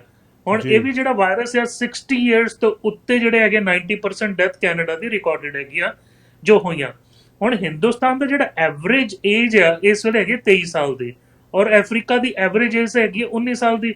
ਉੱਥੇ ਯੰਗ ਤਬਕਾ ਜ਼ਿਆਦਾ, ਸੋ ਉਹ ਵੀ ਇੱਕ ਫੈਕਟਰ ਹੈਗਾ ਵੀ ਉਹ ਕੰਟਰੀਆਂ ਜਿਹੜੀਆਂ ਹੈਗੀਆਂ ਬਚੀਆਂ। ਲੇਕਿਨ ਸਾਨੂੰ ਵਾਚ ਕਰਨਾ ਪੈਣਾ। ਹੁਣ ਜਿਹੜਾ ਉਹਨਾਂ ਨੇ ਖੋਲਿਆ, ਲੋਕੀ ਸੋਸ਼ਲ ਡਿਸਟੈਂਸ ਮੇਨਟੇਨ ਨਹੀਂ ਕਰਨਗੇ, ਮਜਬੂਰੀ ਆ ਰੋਜੀ ਰੋਟੀ ਦੀ ਕਮਾਈ ਦੀ ਜੀ, ਇਹਨੂੰ ਵੇਟ ਐਂਡ ਵਾਚ ਕਰਨਾ ਪੈਣਾ। ਲੇਕਿਨ ਉਹਨਾਂ ਨੂੰ ਵੀ ਬੇਨਤੀ ਆ ਵੀ ਪਲੀਜ਼ ਜਿਹੜਾ ਫਿਜ਼ੀਕਲ ਡਿਸਟੈਂਸ ਮੇਨਟੇਨ ਕਰੋ, ਸਾਬਣ ਔਰ ਪਾਣੀ ਦੇ ਨਾਲ ਹੱਥ ਧੋਓ, ਮਾਸਕ ਪਾਓ ਔਰ ਲੋਕਾਂ ਦੇ ਨਾਲ ਬਹੁਤਾ ਮਿਲੋ ਜਿਲੋ ਨਾ, ਕਿਉਂਕਿ ਇਹਨੂੰ ਪਤਾ ਨਹੀਂ ਵਾਇਰਸ ਦਾ ਇੱਕ ਵਾਰੀ ਇਹਦਾ ਫੁਹਾਰ ਚੱਲ ਪਿਆ ਤੇ ਬਹੁਤ ਫਿਰ ਤੰਗ ਕਰਦਾ। ਔਰ ਉਹ ਜਿਹੜਾ ਹੈਗਾ ਉਹਦੇ ਪ੍ਰਤੀ ਨਾ ਸਾਡੇ ਕੋਲ ਕੋਈ ਦਵਾ ਦਾਰੂ ਆ ਤੇ ਨਾ ਕੋਈ ਵੈਕਸੀਨ ਹੈਗਾ। ਜੀ ਡਾਕਟਰ ਸਾਹਿਬ, ਬਹੁਤ ਬਹੁਤ ਸ਼ੁਕਰੀਆ ਜੀ, ਤੁਸੀਂ ਸਮਾਂ ਕੱਢਿਆ, ਸਾਡੇ ਨਾਲ ਗੱਲਾਂ ਬਾਤਾਂ ਕੀਤੀਆਂ ਔਰ ਸਾਨੂੰ ਬਹੁਤ ਹੀ ਜਿਹੜੀ ਜਾਣਕਾਰੀ ਦੀ ਇਸ ਵੇਲੇ ਕਿਸੇ ਵੀ ਚੀਜ਼ ਤੋਂ ਜ਼ਿਆਦਾ ਜਿਹਦੀ ਸਾਨੂੰ ਲੋੜ ਆ ਉਹ ਆਥੈਂਟਿਕ ਇਨਫੋਰਮੇਸ਼ਨ ਦੀ, ਔਰ ਤੁਸੀਂ ਸਾਨੂੰ ਦਿੰਦੇ ਹੋ। ਤੁਹਾਡਾ ਬਹੁਤ ਬਹੁਤ ਸ਼ੁਕਰੀਆ ਡਾਕਟਰ ਸਾਹਿਬ। ਮੈਂ ਇਹੀ ਕਹੂੰਗਾ, ਦੇਖੋ ਬਹੁਤ ਅੱਛਾ ਰਿਹਾ ਕੈਨੇਡਾ ਦੇ ਵਿੱਚ, ਸਾਰਿਆਂ ਦੇ ਲਈ ਅਰਦਾਸ ਕਰਿਆ ਕਰੋ। ਲੇਕਿਨ ਮਹਾਰਾਜ ਕਹਿੰਦੇ ਸਤਿਗੁਰ ਆਏ ਸ਼ਰਨ ਤੁਹਾਰੀ, ਮਿਲੇ ਸੁਖ ਨਾਮ ਹਰ ਸੋਭਾ, ਚਿੰਤਾ ਲਾਏ ਹਮਾਰੀ। ਜਦੋਂ ਆਪਾਂ ਕਿਸੇ ਦੀ ਨਾ ਸ਼ਰਨ 'ਚ ਆਉਂਦੇ ਹਾਂ ਉਹਦਾ ਮਤਲਬ ਇਹ ਹੈ ਵੀ ਆਪਾਂ ਟੋਟਲੀ ਸਰੈਂਡਰ ਕਰ ਚੁੱਕੇ ਹੁੰਦੇ ਹਾਂ। ਜਦੋਂ ਤੁਸੀਂ ਟੋਟਲੀ ਸ਼ਬਦ ਗੁਰੂ ਨੂੰ ਸਰੈਂਡਰ ਕਰੋ, ਉਹ ਪਹਿਲਾਂ ਤੁਹਾਨੂੰ ਸੁੱਖ ਦੇਗਾ। ਫਿਰ ਨਾਮ, 3 ਪਦਾਰਥ ਹੁੰਦੇ, ਨਾਮ ਪਦਾਰਥ, ਗਿਆਨ ਪਦਾਰਥ, ਪ੍ਰੇਮ ਪਦਾਰਥ। ਨਾਮ ਜਿਨ ਕੇ ਮਨ ਵਸਿਆ ਵਾਜੇ ਸ਼ਬਦ ਕਨੇਰੇ, ਉਹ ਤੁਹਾਨੂੰ ਇੰਟਰਨਲ ਪੀਸ ਦਿੰਦਾ। ਫਿਰ ਕੀ ਆ, ਮਿਲੇ ਸੁਖ ਨਾਮ ਹਰ ਸੋਭਾ, ਸੋਭਾ ਬਖਸ਼ਦਾ, ਚਿੰਤਾ ਲਾਏ ਹਮਾਰੀ, ਜਿਹੜੀ ਐਂਗਜ਼ਾਇਟੀ, ਡਿਪਰੈਸ਼ਨ, ਕਿਉਂਕਿ 60% ਜਿਹੜੇ ਚਾਈਨੀਜ਼ ਲੋਕ ਆ ਉਹਨਾਂ ਨੂੰ ਐਂਗਜ਼ਾਇਟੀ ਡਿਪਰੈਸ਼ਨ ਹੋ ਗਿਆ। ਇਸ ਤੋਂ ਬਾਅਦ 37% ਕੈਨੇਡੀਅਨ ਰਿਪੋਰਟ ਕਰ ਰਿਹਾ ਵੀ ਉਹਨਾਂ ਨੂੰ ਨੀਂਦ ਨਹੀਂ ਆ ਰਹੀ, ਪੂਰੇ ਸੁਪਨੇ ਆ ਰਹੇ ਆ, ਐਂਗਜ਼ਾਇਟੀ ਹੋਈ ਆ। ਤੇ ਮਹਾਰਾਜ ਕੀ ਕਹਿੰਦੇ, ਸਤਿਗੁਰ ਆਇਓ ਸ਼ਰਨ ਤੁਹਾਰੀ, ਮਿਲੇ ਸੁਖ ਨਾਮ ਹਰ ਸੋਭਾ, ਚਿੰਤਾ ਲਾਏ ਹਮਾਰੀ। ਸੋ ਜੁੜ ਜਾਓ ਆਪਣੇ ਆਪ ਦੇ ਨਾਲ, ਸ਼ਬਦ ਗੁਰੂ ਦੇ ਨਾਲ। ਮਹਾਰਾਜ ਕਿਰਪਾ ਕਰੇ ਸਾਰਿਆਂ ਦੇ ਲਈ। ਨਾਨਕ ਨਾਮ ਚੜ੍ਹਦੀ ਕਲਾ, ਤੇਰੇ ਭਾਣੇ ਸਰਬਤ ਦਾ ਭਲਾ। ਬਹੁਤ ਬਹੁਤ ਸ਼ੁਕਰੀਆ ਡਾਕਟਰ ਸਾਹਿਬ, ਸ਼ੁਕਰੀਆ ਜੀ। ਦੋਸਤੋ, ਇਸ ਨੂੰ ਡਾਕਟਰ ਪ੍ਰਗਟ ਸਿੰਘ ਭੁਰ ਜੀ, ਉਹਨਾਂ ਦੇ ਨਾਲ ਅਸੀਂ ਗੱਲਬਾਤ ਕੀਤੀ ਔਰ ਸਾਨੂੰ ਉਹਨਾਂ ਨੇ ਬਹੁਤ ਸਾਰੀ ਜਾਣਕਾਰੀ ਦਿੱਤੀ। ਅੱਜ ਕੈਨੇਡਾ ਦੇ ਵਿੱਚ ਜਿਹੜੀ ਸਿਚੁਏਸ਼ਨ ਆ ਉਹ ਤੁਹਾਡੇ ਨਾਲ ਪਹਿਲਾਂ ਅਸੀਂ ਸਾਂਝੀ ਕੀਤੀ ਕਿ ਅਸਲ ਦੇ ਵਿੱਚ ਬਹੁਤ ਸਾਰੇ ਲੋਕ ਜਿਹੜੇ ਆ ਉਹ ਰਿਕਵਰ ਹੋ ਗਏ ਆ। ਇਸੇ ਕਰਕੇ ਸਰਕਾਰ ਹੁਣ ਇੱਕ ਇੱਕ ਕਰਕੇ ਇਹਨੂੰ ਖੋਲ੍ਹਣ ਬਾਰੇ ਸੋਚ ਰਹੀ ਆ। ਪਰ ਸਭ ਤੋਂ ਇੰਪੋਰਟੈਂਟ ਗੱਲ, ਚੌਥਾ ਫੇਜ਼ ਸਾਰਾ ਕੁਝ ਪਹਿਲਾਂ ਵਰਗਾ ਹੋਣ ਲਈ 2 ਹੀ ਸ਼ਰਤਾਂ ਆ, ਜਾਂ ਤਾਂ ਵੈਕਸੀਨ ਆ ਜੇ ਜਾਂ ਬਹੁਤ ਸਾਰੇ ਲੋਕਾਂ ਦੇ ਵਿੱਚ ਜਿਹੜੀ ਇਹਦੀ ਇਮਿਊਨਿਟੀ ਬਣ ਜਾਵੇ, ਜਾਂ ਦੂਜੇ ਸ਼ਬਦਾਂ 'ਚ ਕਹੀਏ ਵੀ ਉਹਨਾਂ ਨੂੰ ਵਾਇਰਸ ਹੋ ਜਾਵੇ ਇੱਕ ਵਾਰੀ, ਫਿਰ ਉਹ ਠੀਕ ਹੋ ਜਾਣ। ਅਦਰਵਾਈਜ਼ ਅਜੇ ਤੱਕ ਜਿਹੜੀ ਗੱਲ ਡਾਕਟਰ ਸਾਹਿਬ ਨੇ ਦੱਸੀ ਆ ਕਿ ਵੱਡੇ ਵਿਆਹ, ਰਿਸੈਪਸ਼ਨਸ ਘੱਟੋ ਘੱਟ ਅਗਲੇ ਸਮਰ ਵਿੱਚ ਵੀ ਹੋ ਸਕਣਗੇ। ਇਹ ਗੱਲ ਯਕੀਨ ਨਾਲ ਨਹੀਂ ਕਿਹਾ ਜਾ ਸਕਦੀ, ਇਹ ਗੱਲ ਅਜੇ ਵੀ ਸ਼ੱਕ ਦੇ ਵਿੱਚ। ਅੱਜ ਦਾ ਪ੍ਰੋਗਰਾਮ ਇੱਥੇ ਸਮਾਪਤ ਕਰਦੇ ਹਾਂ। ਕੱਲ੍ਹ ਫਿਰ ਹਾਜ਼ਰ ਹੋਵਾਂਗੇ ਕੁਛ ਨਵੀਆਂ ਗੱਲਾਂ, ਕੁਛ ਨਵੀਆਂ ਅਪਡੇਟਸ ਦੇ ਨਾਲ। ਅਲਵਿਦਾ ਦੋਸਤੋ। ਸਾਡਾ ਹਰ ਇੱਕ ਪ੍ਰੋਗਰਾਮ ਦੇਖਣ ਤੇ ਸਾਡੇ ਨਾਲ ਜੁੜਨ ਲਈ ਸਬਸਕ੍ਰਾਈਬ ਕਰੋ ਚੈਨਲ ਪੰਜਾਬੀ ਤੇ ਨੋਟੀਫਿਕੇਸ਼ਨ ਲਈ ਬੈਲ ਆਈਕਨ ਵਾਲੇ ਬਟਨ ਤੇ ਕਲਿੱਕ ਕਰੋ।